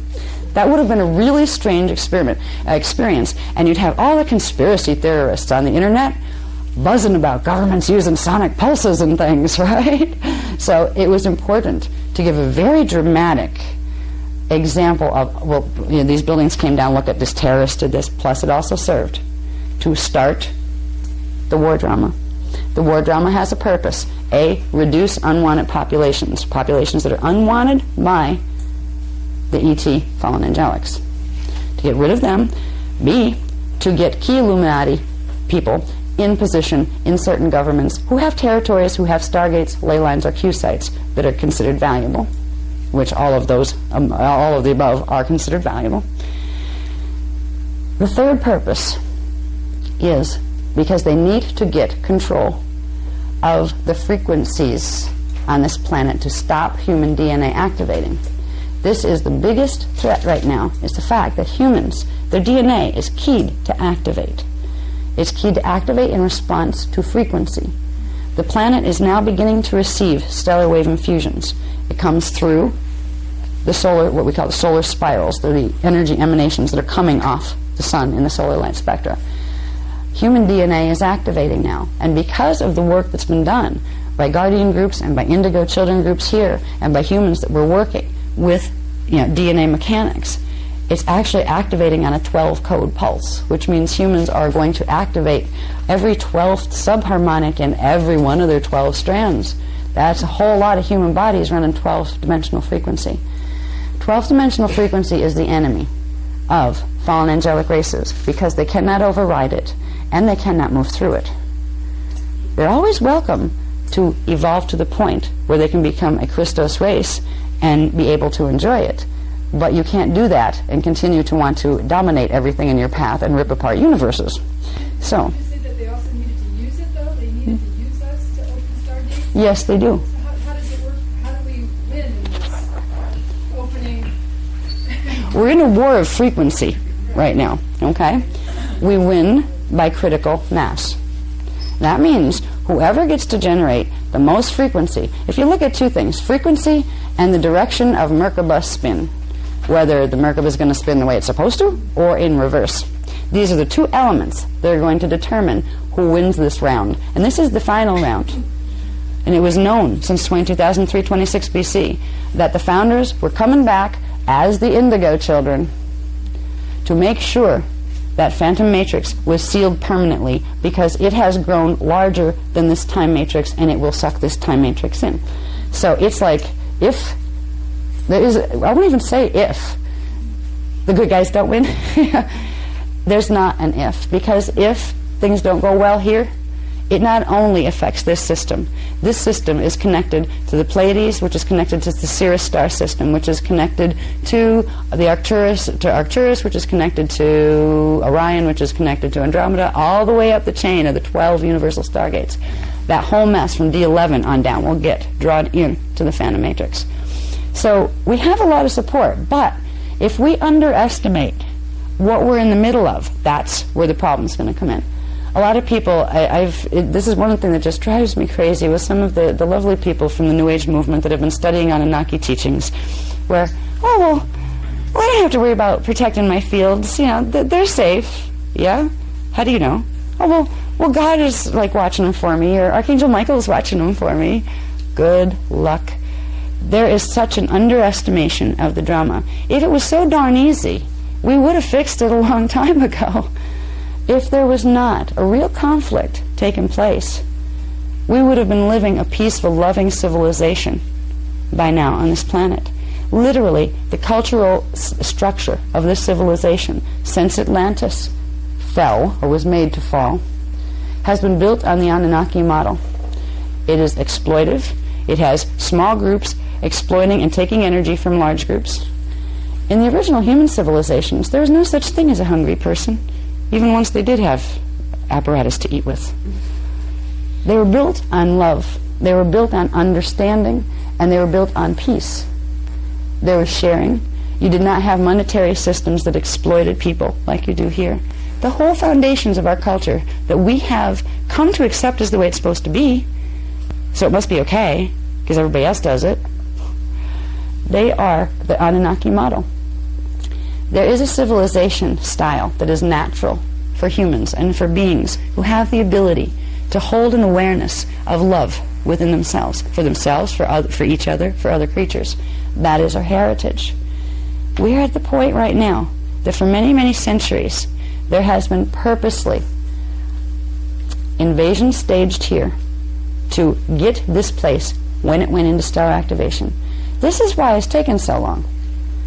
If they didn't need a stellar activation cycle to happen to finish what they're trying to do, which is literally take this planet into phantom matrix, into the black hole, if they could do it any other way, they just would have done it already. If they didn't need humans and their DNA to get to the planetary grids to put them in reverse rotation, they would have gotten rid of us a long time ago. The reason it has taken so long is because stellar activation cycles don't happen every year. They're on a 26,556 year cycle, I think it is. Is that right? 26,566? Yeah. 26,000, yeah, that's it. I got 26,556 year cycle. All right? It means every 26,556 years, a stellar activation cycle can happen on the planet. But that doesn't mean it will. It will only happen on a planet if the planetary grids are up to a certain level of frequency or vibration.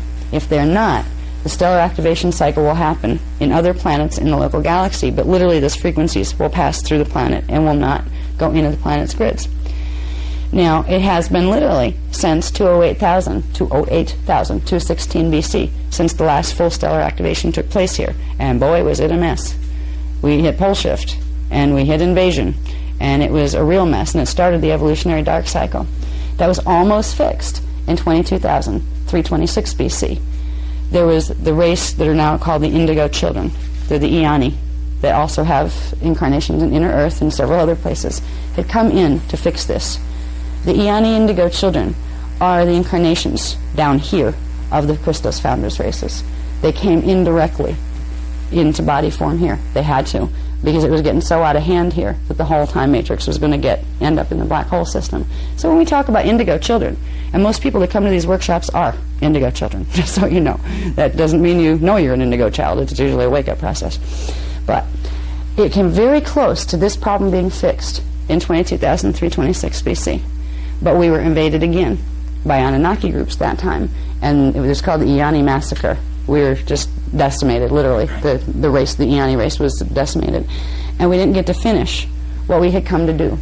This is where our trump card is.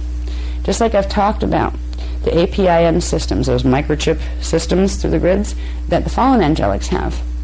Well, the Eoni had one too. It was called the Four Faces of Man grid. Now, it is a similar technology, but it's actually more advanced. It was not an APIN, it was an LPIN. It was a Lumerian system, which actually utilized higher mechanics of sacred physics than the Atlantean ones did. This is a network that has been dormant since the Atlantean periods, the Atlantean Lemurian periods, that belongs to the Eoni races and to the founders. And it goes with two other ones that were here for, I have to remember how long they were here. They were here, I think, from the end of seeding 1, the two older APIN systems. There's something called the Great White Lion, the Golden Eagle, because this is what they look like from the air when you look at the planet and then fold the planet out on a flat surface. They literally look like drawings made of light. They were done that way on purpose. They were done that way to look like the races who created them. So the Great White Lion was made by the Leonine races, which are the Elohim races, the original seed races of the human lineage.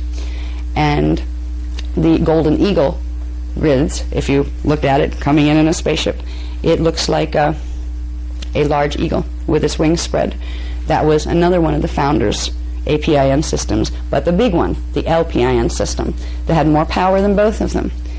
It was called the Four Faces of Man because it looked like four heads that were modeled after what the Eoni look like, which is what humans look like. Now, the closest representation of the Four Faces of Man, or one of those faces, most people have seen the pictures of Easter Island with the big stone heads. They were erected by certain of the Eoni descendant groups, not as the grids themselves, but to mark certain important spots on the grids and in commemoration of the mission. The mission that had been started in 22,326 BC was to activate this Four Faces of Man grid, because the Four Faces of Man grid was connected to two others exactly like it. One was on parallel Earth, and the other was in inner Earth. So there were the 12 faces of men. They were known as the guardians of the 12 pillars, because when these frequencies would activate in the planetary grids, they would create standing pillars of sound, inaudible sound, that would link Earth, parallel Earth, and inner Earth together and allow them to plug into another time matrix where there wasn't this problem. So Earth would have enough frequency so it didn't get sent down into the black hole matrix. So there would be, you could pull Earth up this way, make the two matrices sever enough so a permanent cap could be put on the other matrix. They have tried literally for 250 billion years to rescue this black hole system. But the black hole is getting bigger than the system it was part of. It's eating it. It's like a cancer. And there's nothing they can do at this point but sever this part for now. And there'll be other rescue missions attempted, but it won't be from this time matrix. Right now, our trump card are the guardians of the 12 pillars, which are the 3 sets of the 4 faces of man grids that are LPN systems, little microchip, crystalline microchip systems that are set within the planetary grids. I'm going to, by Sunday I'll have them drawn. I'm going to have maps. They're also going in the second printing of Voyagers 2.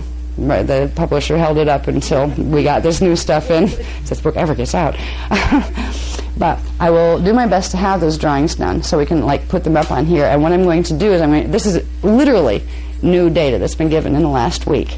So it's again, hot off the presses as usual. So what I'm going to be doing, I'll be up probably most of the night getting what I'm going to try to do a chart pack, what I call chart packs, where you get some written material and there'll be the diagrams and those kind of things.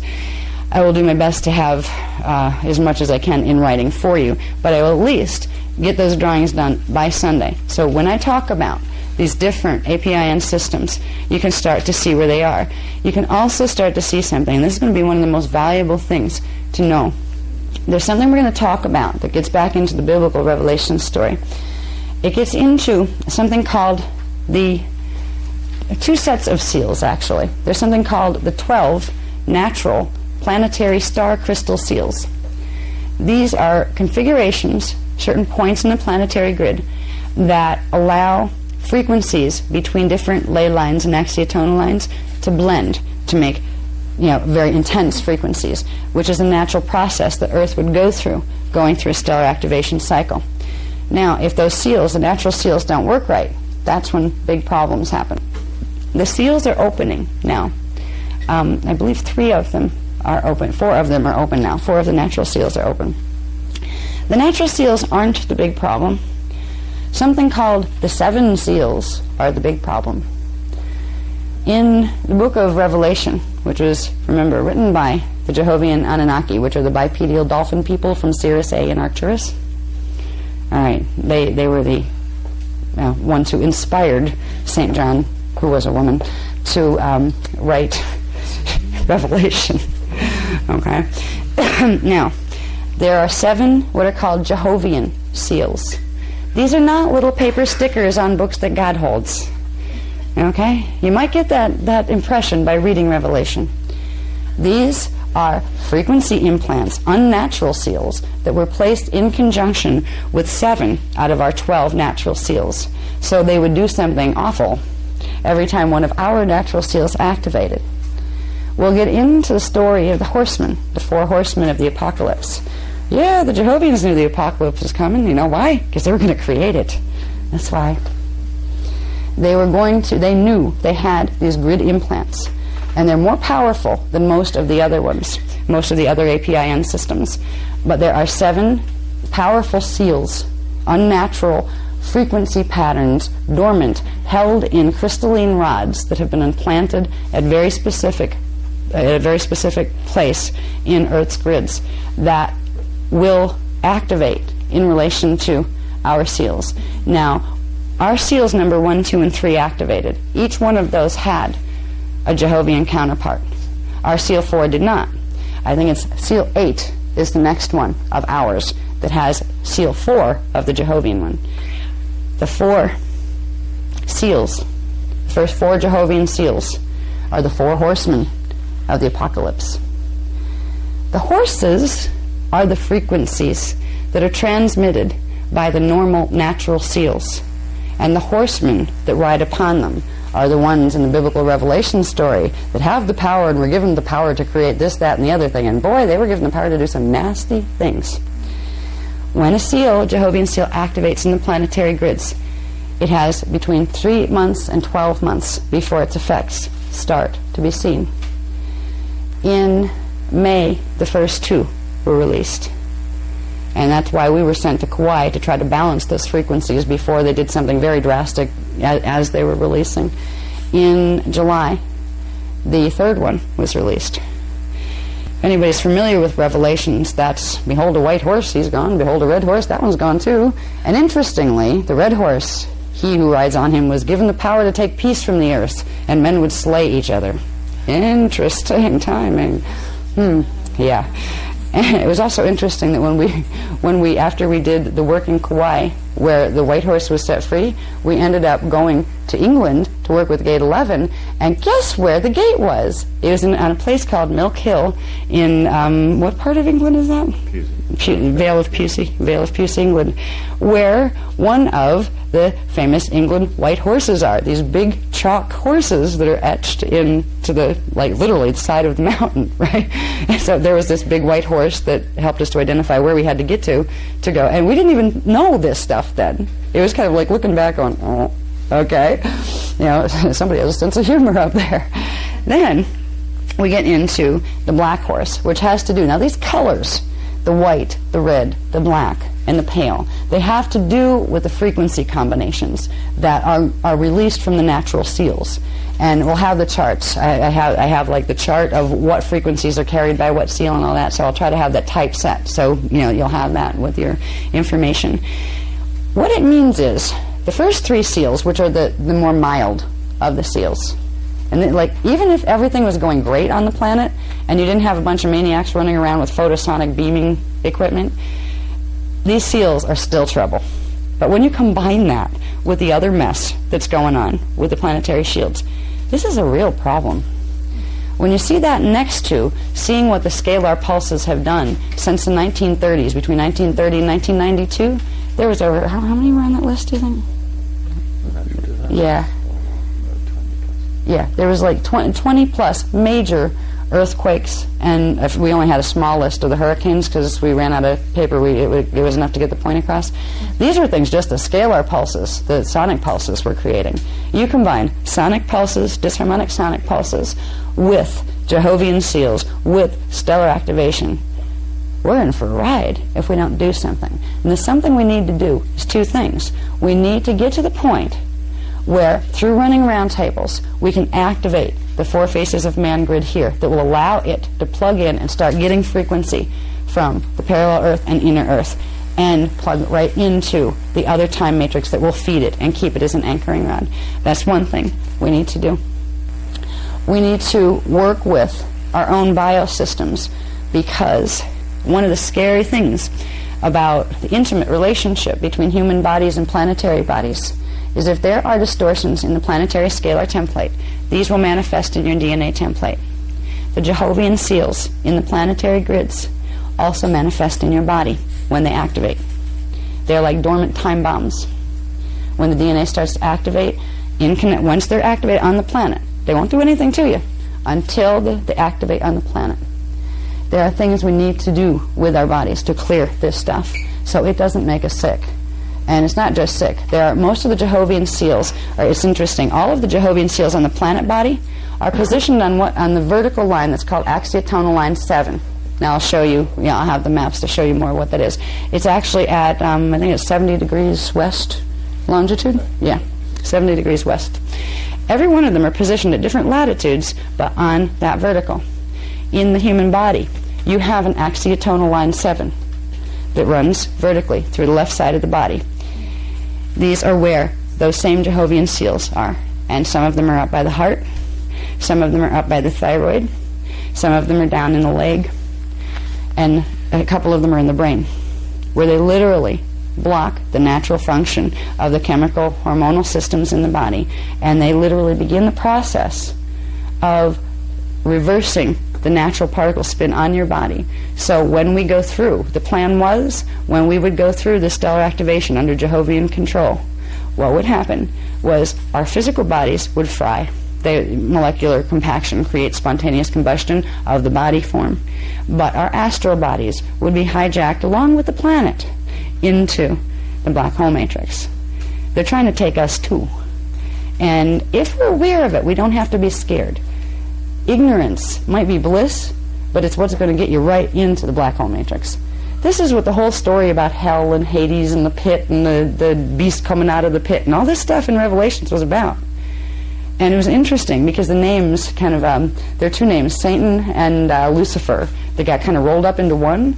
But some traditions teach you that no, they were two different. They were two different. They're two family names. The Satan Marduk family line of Anunnaki, that's our Satan, and the Luciferian name came from the Lulatan, Toth Enki Lulatan family line, and the different types of hybrids that were made from that line. They are both associated with the Phantom Matrix, a.k.a. Hades, a.k.a. Hell, the Pit. This is what this whole story was about, telling us about this staged invasion. We're getting smart at this point. And I give you guys credit, because I just, usually I'll try to walk people ever so carefully into this stuff, because this is touchy stuff. We love our holy books. We love our Bible. If you happen to be Islamic, you love your Quran. If you happen to be Christian, you love your Bible. And you can get really, really upset if somebody starts saying, wait a minute, that's not what they taught me in Sunday school. The thing is, those books were holy. They were built on very sacred text. They were built on the Emerald Covenant CDD plate, text translations, the 12 major religions of the planet that all agreed with each other. They each had a part of the teachings that they were entrusted to hold for the generations to come. They've been raped. Our religions have been gutted. And it's up to us whether we're going to worship books or allow the presence of our own connection to God to move us. And that's what this is about. So I'm at a point where there's a lot of people, like my family, I don't even try to talk to. My uncle's a very good priest, and he probably thinks I should be shot by now. It takes a lot of courage to face what's going on here. I give you guys a lot of credit because, people, there's some of you that have heard me before, so you're used to all this, and they're like, okay. And you know what makes sense. You guys know you've seen enough of the progression. We'll explain the science to you, we'll explain the history to you, we'll explain the spiritual connection, where they all fit. This is the most coherent body of teachings that exists on this planet, and I know that. I've looked at other stuff. This doesn't touch. What's in the Bible, what's in the Quran, what's in the metaphysical texts? This stuff shows you where it all fits together, how it works together. And it has a happy God at the end of the trail, which is nice to know, too, instead of a vengeful, wrathful one that wants to come in and throw everybody in the pit. So I give you credit for, I could feel it just in the group energy, that I would just kind of give you a roundup on what more of the things we're going to be talking about. Instead of ever so carefully, I'll tell you about this and I won't tell them about that until I get them to hear. Sometimes I have to work with a group that way. Because if you get people that are really attached to their dogma or really attached to this book or that, they can get really upset. I know some people got really upset when we were just recording the records off the CDD plates. Jesus didn't get crucified. That was one of the things that all sorts of people, they love the teachings, but they couldn't deal with that. Why? You should be glad. You'd think you'd be happy that the person that, what he stood for and whether he ascended. He said, well, we can't do anything more here, but we did what we could and we left the books behind. It's time to go. He went out through the Ark of the Covenant, which is one of the gates.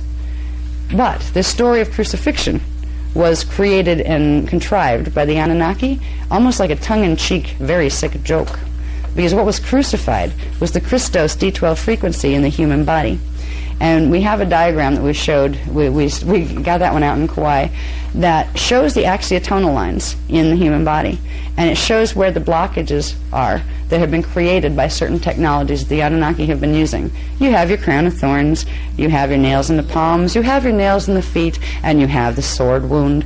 It's almost like a sick joke, some of it. Yeah.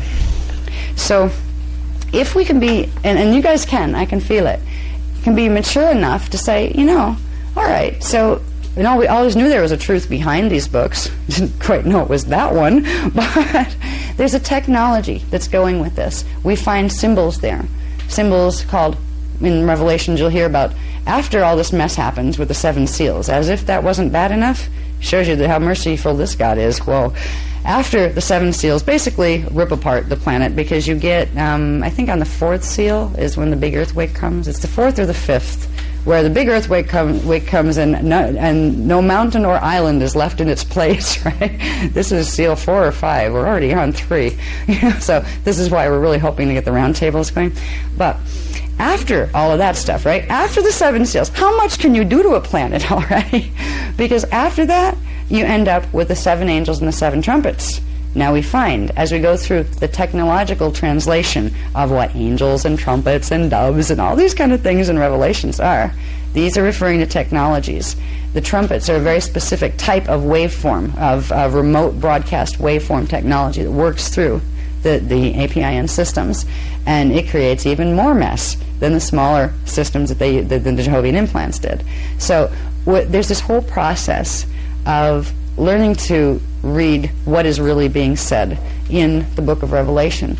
Once we understand that we're not dealing with a God that's wrathful here. This is a relief, actually. Because if you think about it, if there is a God that because you guys were bad, I'm going to do this to you, I mean, that's like a parent that says, because you didn't clean your room, I'm going to skin you alive. You know what I mean? I'm going to break, your arm and 2 of your legs because you didn't put your clothes away. This is the mentality that's demonstrated in the way that book is written. Wrathful gods are not mature gods. And honestly, there is a God that we're all a part of and all connected to. That those wrathful gods live within too. They're like baby godlets that haven't figured out how it works yet. But if we can realize the truth that's been hidden in Revelations, in the Bible stories, and there's truths that are hidden in other ones too. But the big ones were the big surprise they had in store for us during the stellar activation cycle. We already are getting the information out there on the fact that these Jehovah's implants exist. And there are technologies of the body and mind and spirit. If you know how to run frequency with your body, which is what we're teaching, you can override the effects they will have on your personal body, and it's not always easy. We've been both processing one of them. He's got the one that went in the leg, and I've been having the one that goes in the back of the left, and they create pain in the body when they go. So if you start to get strange effects on the left side of your body, all right, like that feel uncomfortable, you may get strange effects on the right side, but not painful ones, because there's other things activating that are good on the right side of your body. They're called the inner halls of Amareya. These are conduits of energy that will allow your avatar, your D12 level avatar self, to come in faster. So you might get tingling and funny feelings on this side, but if you start to get pain on this side, in the head, or in the ear, in the jaw, down in the neck here, down in the back of the shoulder, down here, right at the buttocks, running down, kind of like not the outside here, but this part of the leg, and down and through here. These are all the locations that are blocked by the Jehovah's seals. And there's going to be processes that we're going to learn using Merkaba and using what are called the Vecca codes that we just started to get information on in the last workshop in Sarasota. Before we leave on Sunday, we're going to be they're going to give me one more technique to use that we can all begin to use. Thank God, right? we've been walking around like we're 90 years old. Ow, really, and we know Cathara healing. We know how to run D12 frequency. We can even run like the higher frequencies, and we just can't make these things move. So there's something to these. So they told me they're going to give me an exercise that we can begin to use. We couldn't use it before because it wasn't activated in the planetary grids. What we'll find as we explore this information about the planetary Templar, we'll find that everything that's on the outside, we also have one on the inside. So if there's a 4 faces of man grid that will heal this problem in the planetary grids, that means there's one within the body systems as well. So we're going to be activating those systems within our own body to give us enough frequency support where we can clear the Jehovah's implants. And we're going to do it on a planetary level. What's really interesting is was there a lot of people that were down in the Florida one here tonight? Okay, in the Florida workshop. We had utter chaos in that last workshop. We got hit with a psychotronic pulse that was on its way over to axiatonal line 7, to cruise up axiatonal line 7, to hold at Bermuda. This is the pulse that was used to amplify the sonics that were used to take out the Pentagon and the Trade Center. We got hit with that thing when it came through on September 3rd. And that was, I mean, literally everybody was like, going through emotional processing. We did. I mean, it was just like, what the heck hit us that night? We thought it was like, that we got personally psychotronically attacked, but it wasn't. We got this pulse that was coming through that had to do with what was going to happen, what was scheduled to happen on the 11th of September. There was actually a set of pulses that were released beforehand, and they would build in the grids and get to a certain point by a certain time.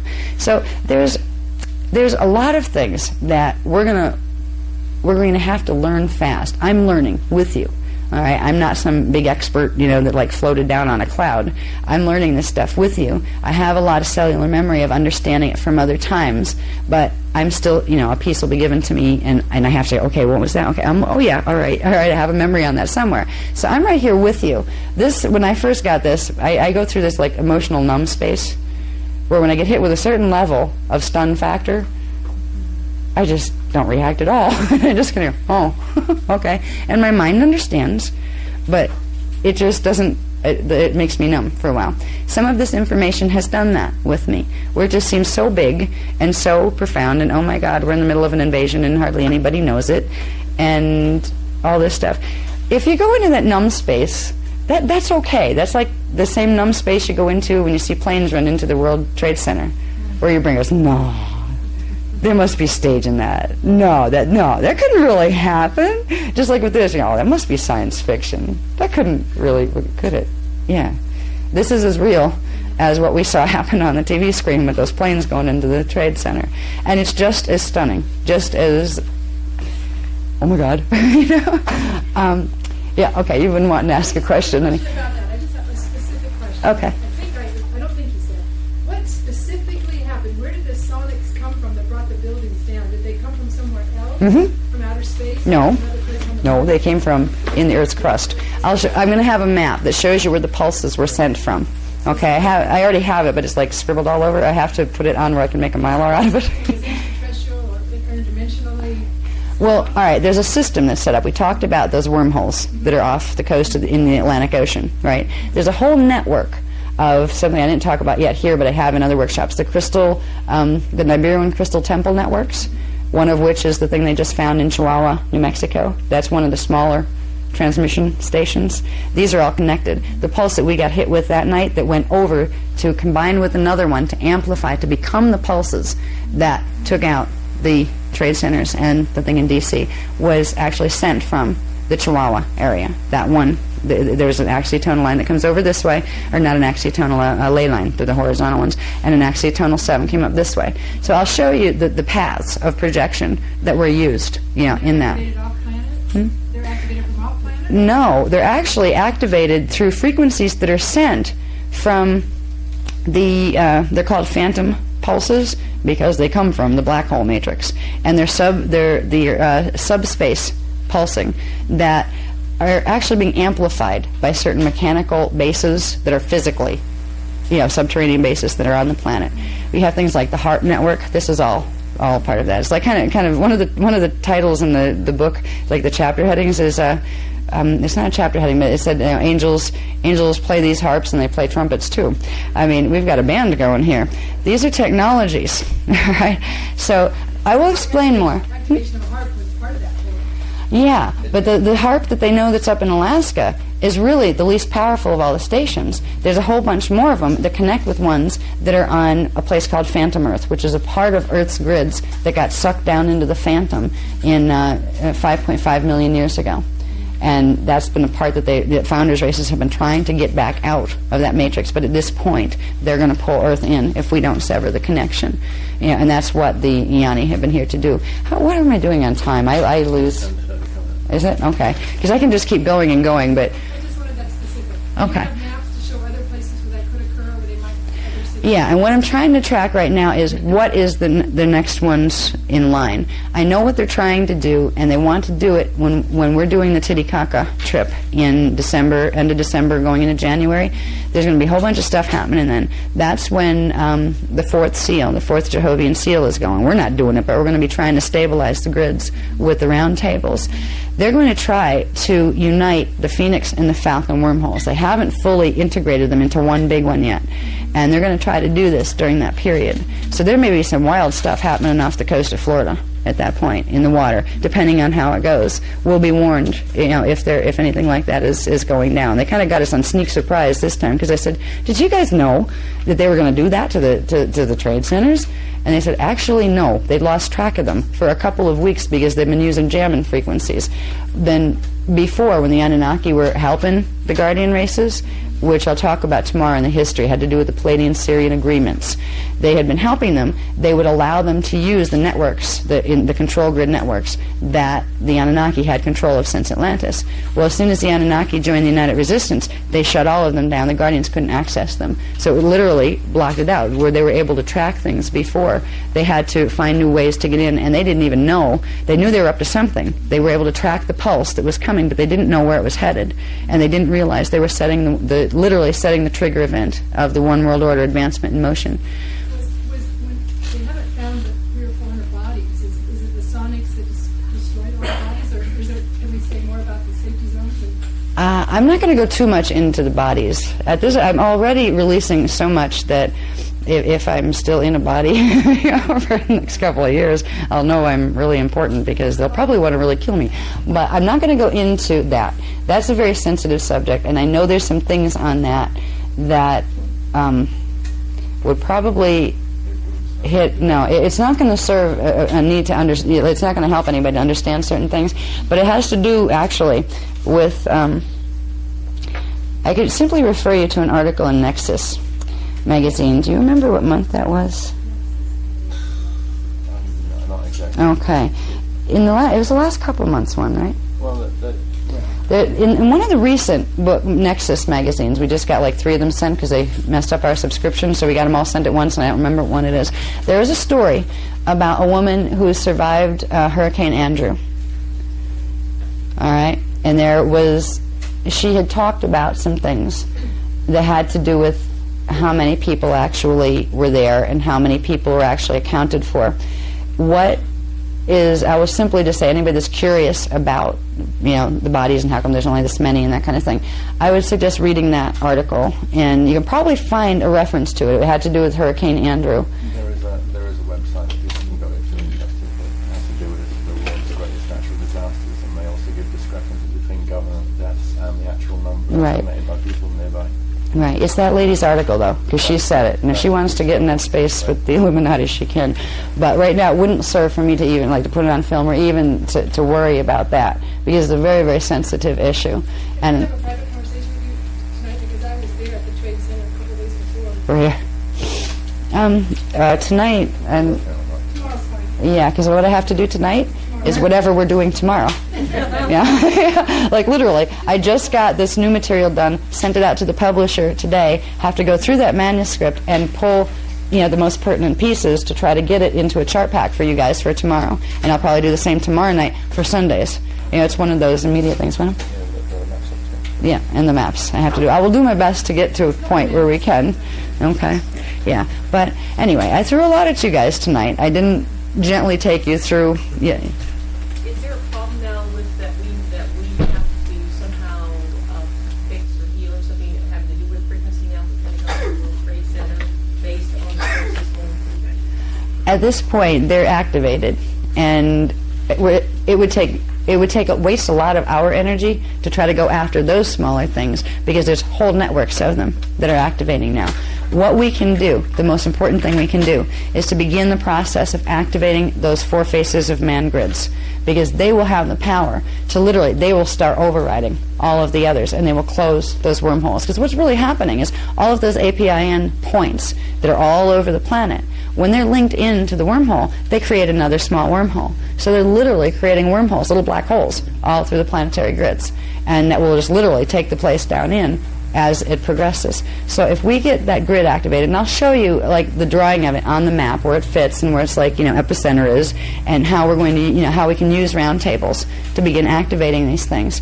This is the solution. This is how you build enough frequency rather than going after like one little part of it where you can waste a lot of energy trying to do something, then they'll just redo it. As soon as you stop putting energy into it, they'll flip it over the wrong way. If you get the big grid activated, that will take care of and clear out all of the distortion grids. That's where you can best apply your energy, and that's what that was recent. They just told us. In fact, they just told me about the 4 faces of man grid and the guardians of the 12 pillars in the last 4 days. So got hands all over. Okay, she has a first. A couple years ago, I heard that supposedly there's an Atlantean crystal in South Mountain, right outside of Allentown here, and another one not too far north of here in the Poconos. Is that part of one of the grids? They're all, the whole area up in through here is laced with them, and this isn't the only area. They have been running frequency fence, small ones here in northeastern Pennsylvania for a very long time. I was born in Carbondale, Pennsylvania, which is in northeastern Pennsylvania, but not too far from here. And this whole area in Pennsylvania also crosses over into Jersey, like Newark and that part of New Jersey, going up into New York and into Montauk and through Philadelphia. It's all been wired through these crystal implants. All right, these Atlantean crystals. Just because it's Atlantean, don't be seduced by that word, oh wow, this must be good, because most of them aren't. Some of them are, if they had been put in earlier by the founders' races that were here as communication and broadcasting stations. But most of them have been used because they've been, even the founders' ones have been taken over in the Atlantean period by the negative groups. What has been going on in Pennsylvania has been literally a localized frequency fence. It affects Pennsylvania. It extends somewhat into like the New York State and New Jersey, and into like I think it goes into Connecticut a little bit and Vermont area. So it's like it's been a test for what they've been trying to do, what they're planning to do on the global level. And if you work with the D12 frequencies, you progressively become immune to it. What it does, though, is it literally works with the hormonal systems to repress the brainwave patterns. So literally, I can feel it now when I come back into Pennsylvania compared to being in Florida. It's like you get tired. Yeah, it keeps the mind stuck right here. And I've watched this. I watched my family because they didn't move, and I did. And they're like, 75. They could be 75 years back in time, and they get along just as well there because they're not open to any new ideas. It's like really nervous about anything new, and it's a fear pattern, and it's been a test area. And this has also been a very intense UFO area. 2 blocks away from the house I lived in Carbondale, Pennsylvania, was where the Carbondale UFO incident took place, where something crashed in the silt pond. And they had divers up and all sorts of things and this big cover-up, and then supposedly it was a lantern somebody threw in. Yeah, right? Or lantern. That's why it glowed for like 9 hours, and they had like video film of it, 8mm film of it, that happened to disappear when the police got a hold of it. I mean, there was a whole stink. This place has been, like Pennsylvania has been one of those quiet little control experiments, and I'm amazed that I survived it. Like once you get out of it and you realize what's been going on here, that's when you tell the difference, because you can't tell the difference when you're in it. But once you get out of it for a while, work with frequencies, and even if you're in it, work with frequencies, work with D12 frequency. You can begin to stop that from affecting you, and you can stay here and be happy here, but not be affected by those kind of frequencies that will dull your brainwave patterns and, like mess up your hormones and those kind of things. Because that's what it does. Those frequency fences are meant to do lots of things, and they affect the function of the body. They can literally target them. They can make people have heart attacks. They've done this with people on the UFO circuit who knew too much. Where just before a major conference, and they were going to release some information, just so happened the poor guy dropped dead of a heart attack. Another one got cancer, like really rapid one that happened to like get her in 3.5 weeks before she was due to release a bunch of information at a UFO conference. Was that Carla? I forget who it was. I remember reading the article a while ago. It was quite a while ago, because I don't really follow that stuff. I'm not really worried about it. I figure, well, I wouldn't get that lucky to get off planet that fast. So, okay.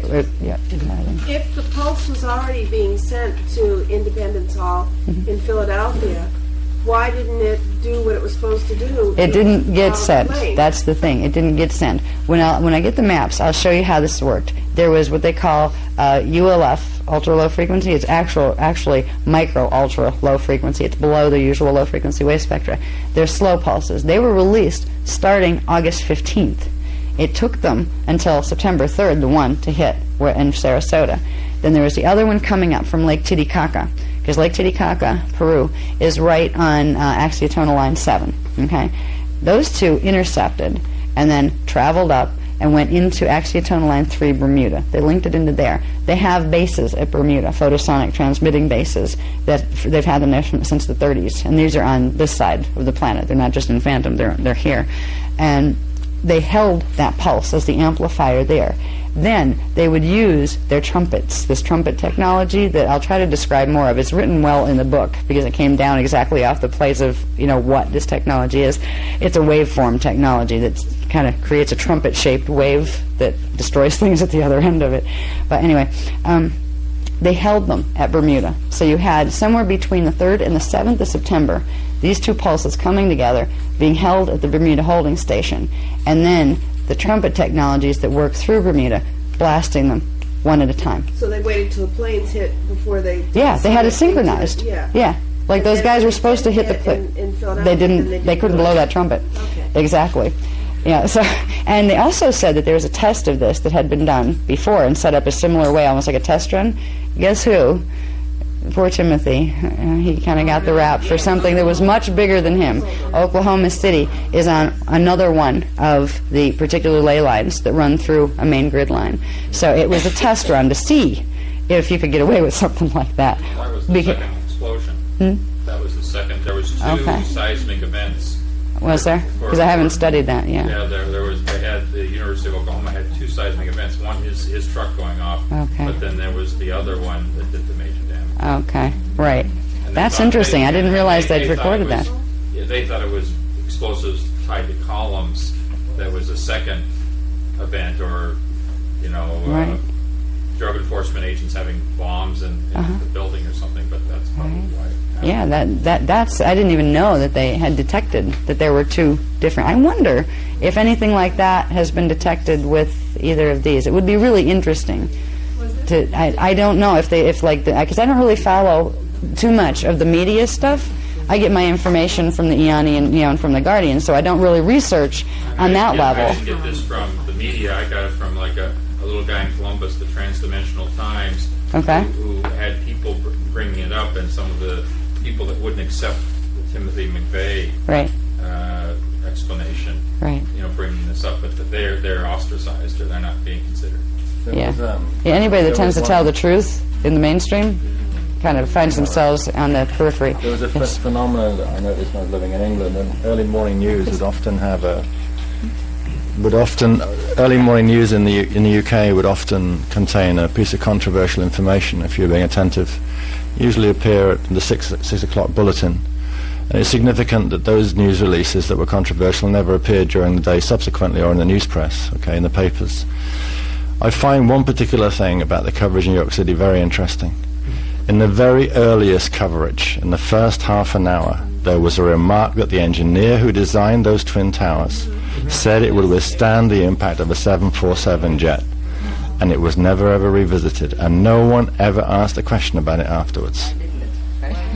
Actually, they said a 727, or they maybe revised it. Oh, so it was bigger.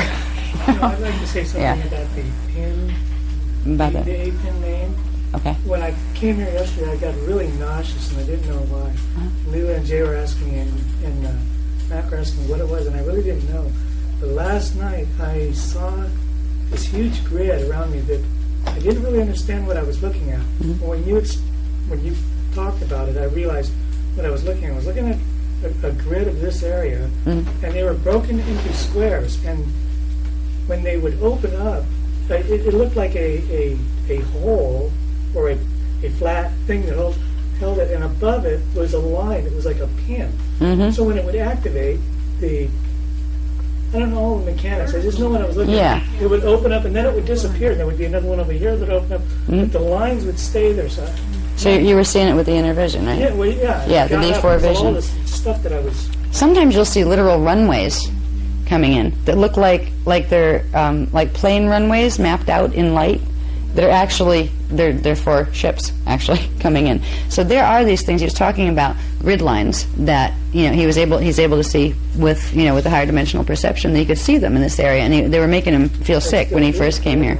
Yeah, these are things that we're not seeing because our fourth DNA strand has been blocked.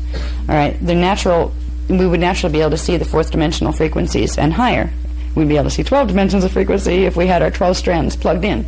As we work with the techniques, this is what's one of the things about what we teach.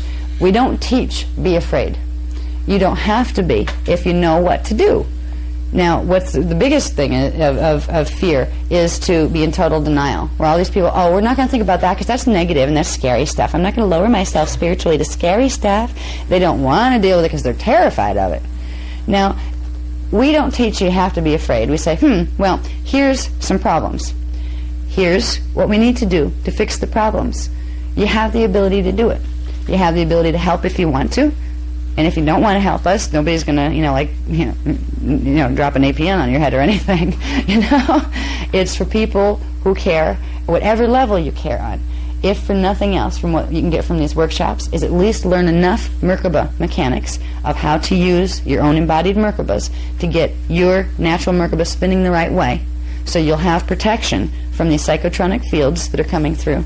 And so you'll be able to clear those Jehovian implants that manifest inside the body, literally as blockages of energy because of the body's DNA template connection to the planetary grids. If you're not interested in planetary healing, nobody's going to, hate you for it. Nobody's going to try to make you feel guilty, you should be doing this. These workshops are meant to be empowering, not disempowering. That's why I don't, even when I tell you scary stuff can do two things. It can make people go, oh, that's too much. That's too much for me. Or it can say, ooh, that wasn't nice. Let's do something to fix this. And that's what the attitude that I'm trying to help people find with this. Because one way or the other, we're going to find ourselves in confrontation with some events that we'd all rather not see. Right now we're bombing a country that's mostly orphans. And this is going to lead to something else. And I know there's several countries that are on the hit list because they have prime real estate when it comes to stargates. So we're going to be watching this manifest in front of our faces in the political arena. It appears to be for this reason, but it's really the reason back here that nobody's showing you that's going on. If we know this and we realize that you can get angry and hate if you let yourself get trapped in things like that. And that is a trap, because what you hurt most when you get angry and allowed to be there, and if you hate something, you're hurting you more than the thing that you're hating. If we can realize a level of compassion where we've been jerked around as humans, Illuminati races have been jerked around too. Now they've done stupid things that have not been fair to us, but that's because they're getting jerked around too. So if we could at least realize that, wacky groups like Bin Laden's that are going to take what used to be once upon a time a holy book and use it as an excuse to murder people, realize the sickness that it takes to do that. So instead of going into the hate, because there's a lot of... But he did. He's a sleeper. His group is a sleeper. He didn't do the sonic pulse, but he was the sleeper cover group that was triggered into awakening to go do their cover act. So you'll see a lot of this. He wasn't innocent. He wasn't some poor guy that's taking the fall for this. Neither was Timothy McVeigh.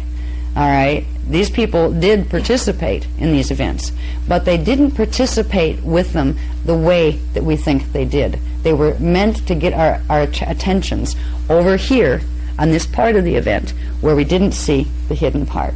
All right, so I'm not exonifying Ben Laden. The Taliban people, it's funny. You should try this sometime when they have the Taliban leaders on, like how they do the little films where they used to talk to us. Just try to see what it looks like lives in there. It's really interesting. It's really enlightening when we were talking about before, where just because something has a human body, it doesn't always have a human soul.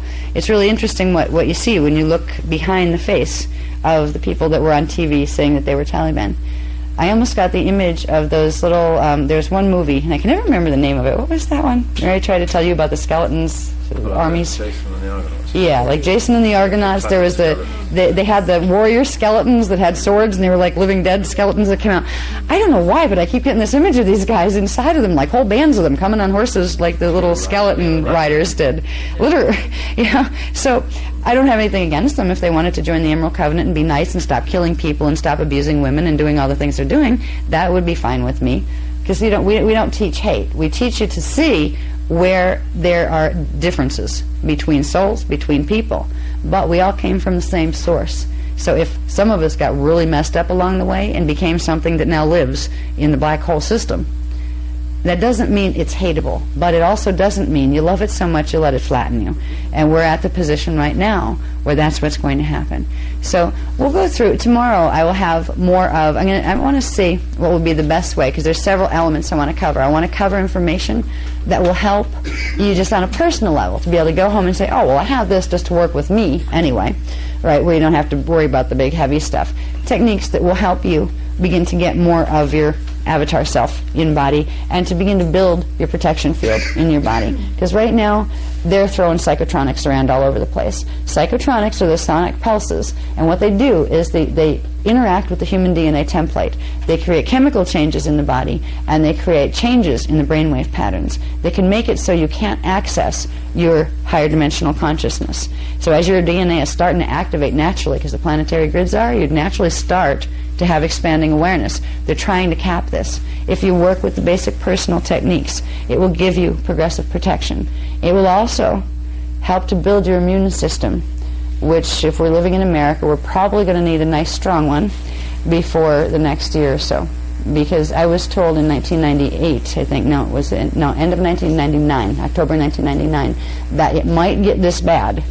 And they weren't worried about it. Well, I wasn't supposed to teach about it then, because it was still an if that hopefully would be avoided. But that if it got into the trigger events that were setting in motion the One World Order agenda, that the water systems were actually one of the targets. And they warned me about that then. If we take the time now to work with our Merkaba. You don't need, would I go out and get like water cleaning tablets if I was worried about it? Yep, I do that too. Praise God, tie up your camel. Do the spiritual stuff and do the stuff on the outside, But if you work with your Merkaba, your DNA, integrating your spiritual self, which is building frequency in your body, you'll progressively be able to not be affected by the type of things that might pop up in our environment that we really don't want there. And it's like we can go home and we can see if anybody else died of anthrax or if anything else blew up yet. There's one thing I would like people to be able to leave this whole workshop with, is an understanding of the big picture, and it's going to be a good one. This is data that nobody else has got yet. They just released this information, and the Guardians pulled their information from literally the primal sound fields. They have the highest access to the founders' races. They have all of the records. They haven't been able to communicate with most people here because most people were hijacked.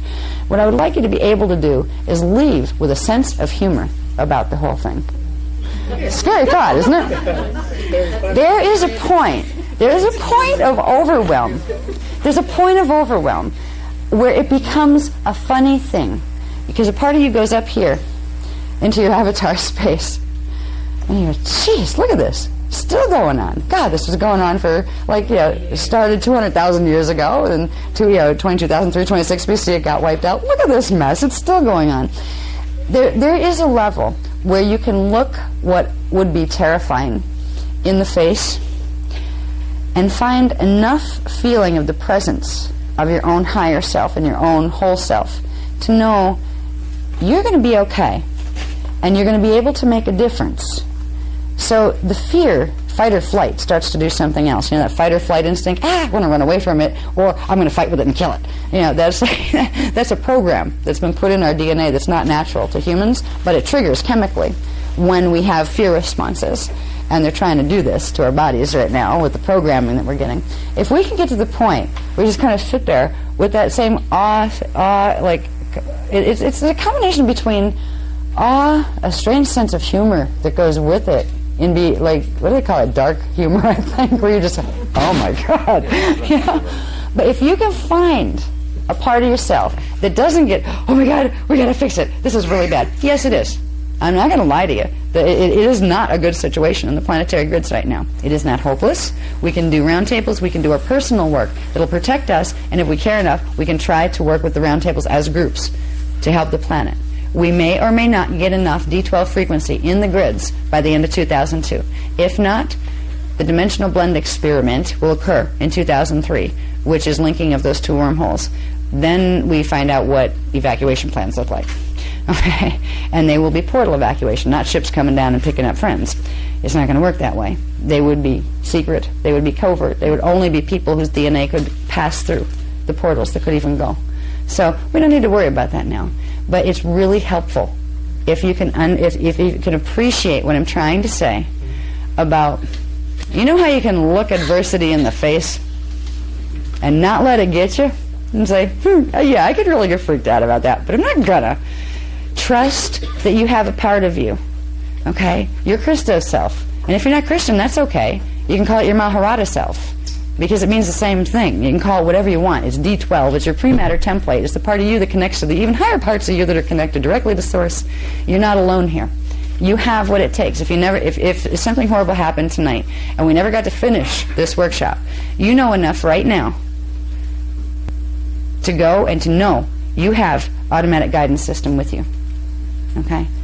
You would be able to trust and that you would be moved where you needed to be to get you in the best place where you need it to be. You have to understand it for it to work. That's right. It helps, though. It works better if you understand it. Much better. Yeah. Okay, here's the hand back up this. You know what the fundamental frequency for that sonic pulse is? The fundamental frequency for that?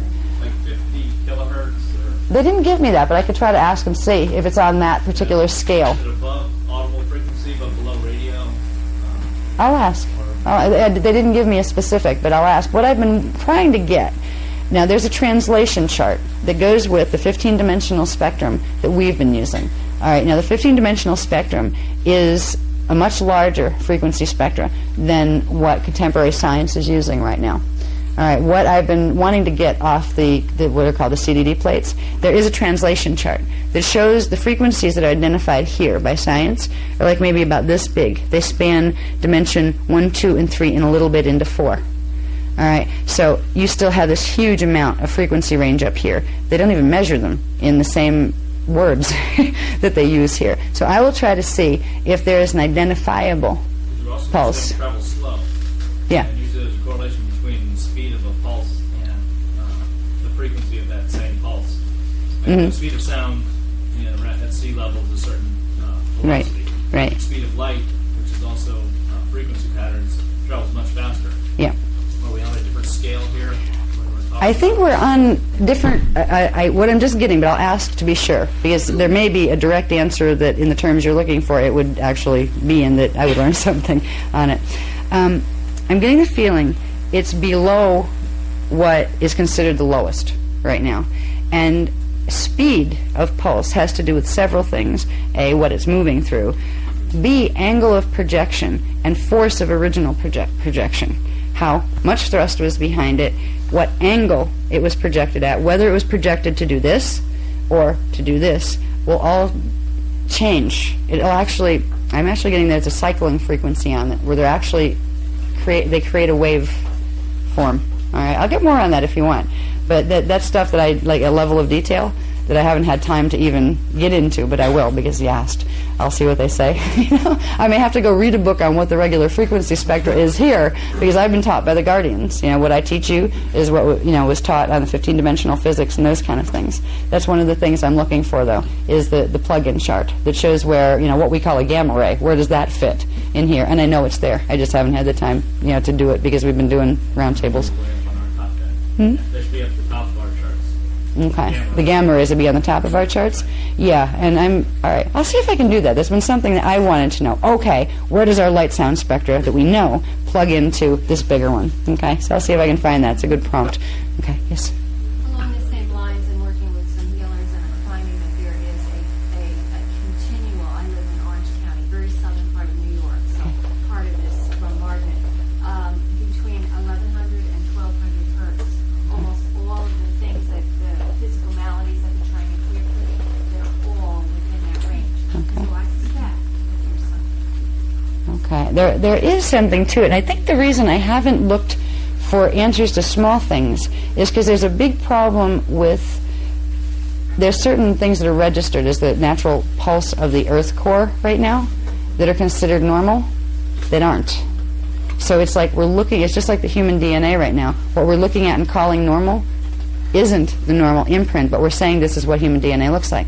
Right now there's a frequency spectra that's happening. There's certain pulses that are identified as natural pulses, like the Earth's core pulse, and that goes on hertz and those kind of things. I forget what it is, 7 point something hertz? Yeah.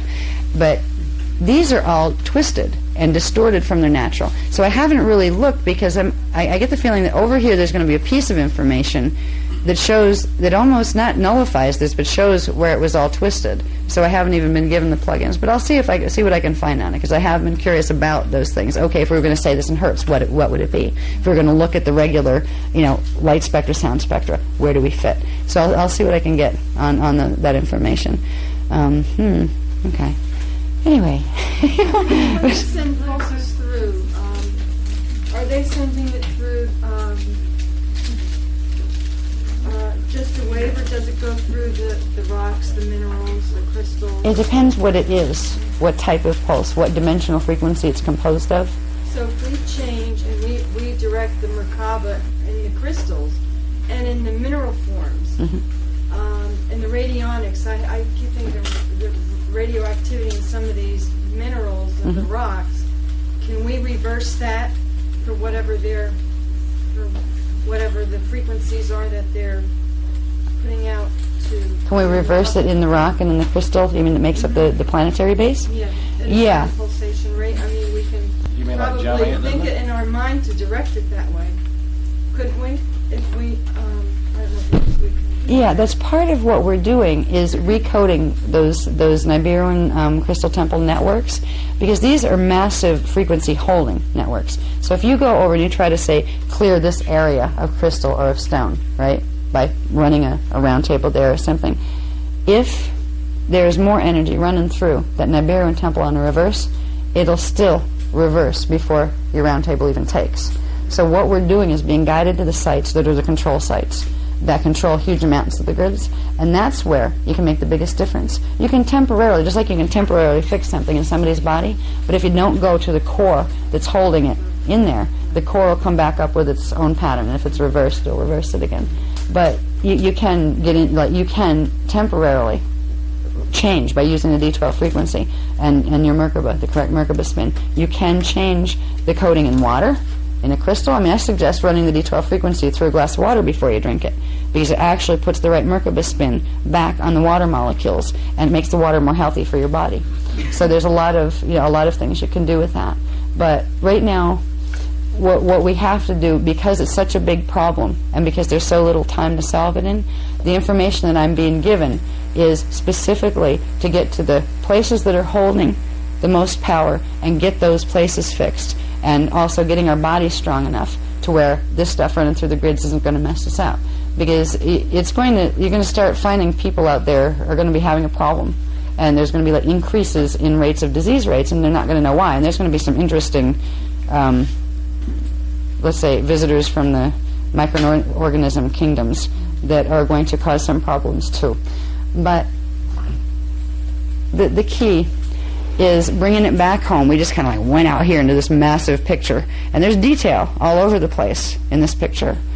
But what's most important is not getting ourselves lost in the picture, because you can go, oh my God, we're in the middle of an alien invasion. We really are.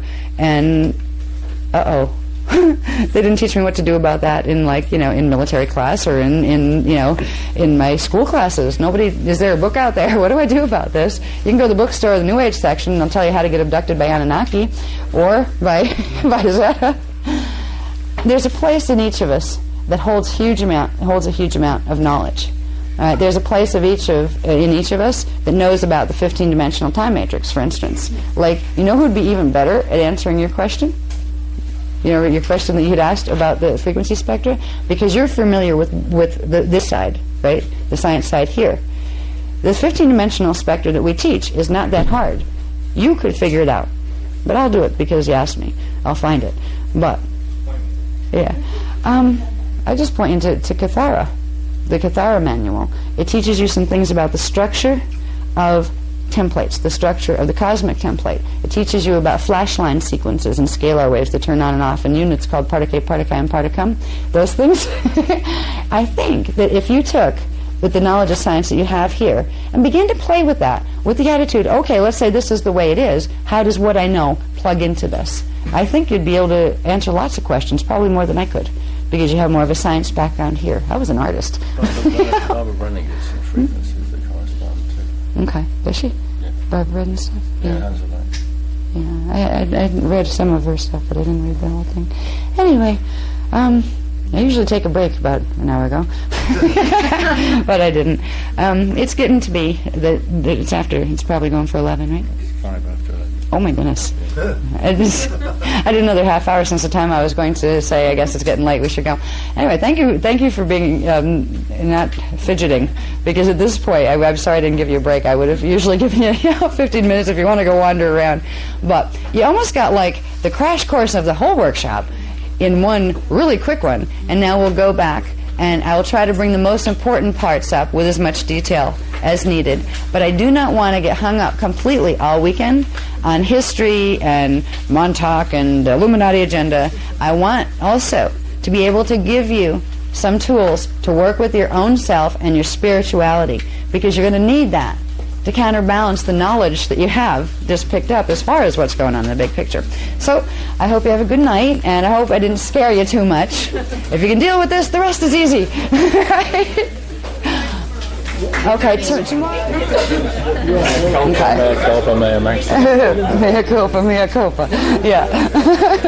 Okay. Now, do we have everybody, or are there still people over and through here that are like still wandering around because they don't know I'm here? We have enough. Okay. All right. I had a choice this morning. If I started when I was supposed to start with the information that I wanted to start with, it would have been all verbal again. I wouldn't have had sheets to hand out to you that listed the main important things that we're going to cover today. And I figured if I can't remember the whole bunch of stuff like that, it's going to be hard for you guys too. So by the time we get done with today, you're not going to be able to remember half of what I said. So what I did instead was I took the time to make several sheets. This is the first part that you're getting passed out now. This is going to be a copy of these several sheets that are who are the fallen angelic intruder races and Illuminati. So we start to understand who, when we're talking about Illuminati, talking about these guys running pulses through the grids, who are we talking about, basically. So you'll have that list so you can refer back to it, because it's confusing because there's a lot of different groups. So you have that. There's also another one that I got finished that was longer. I think it's like 7 pages long, that we're in the process of getting it copied, so you get a copy of that too. That one is crucial, and that's the one that I didn't want to come in without. It lists from 1916 up to the present time, including the Trade Center Pentagon terrorist attack, what the events were that have led up to this point. And I thought those two things, who are we dealing with and what has led us up to this point in recent history, were the most important things. That if we're going to understand and really start to grasp that, oh my God, this is what's been going on. Like literally as we were little kids growing up, through, I mean, this started before I was born. This started in the 1930s here. Actually started in 1916. So we're going to go through this afternoon some of that recent history, because I would like us to be able to get to the point where we understand what just took place with the World Trade Center and the Pentagon, and more importantly, what their next plan of action is. Because there's something that they have in mind to do that I talked a little bit about yesterday, which is combining and opening together those two wormholes, the Falcon wormhole and the Phoenix wormhole, that are off the coast of Florida and South Carolina.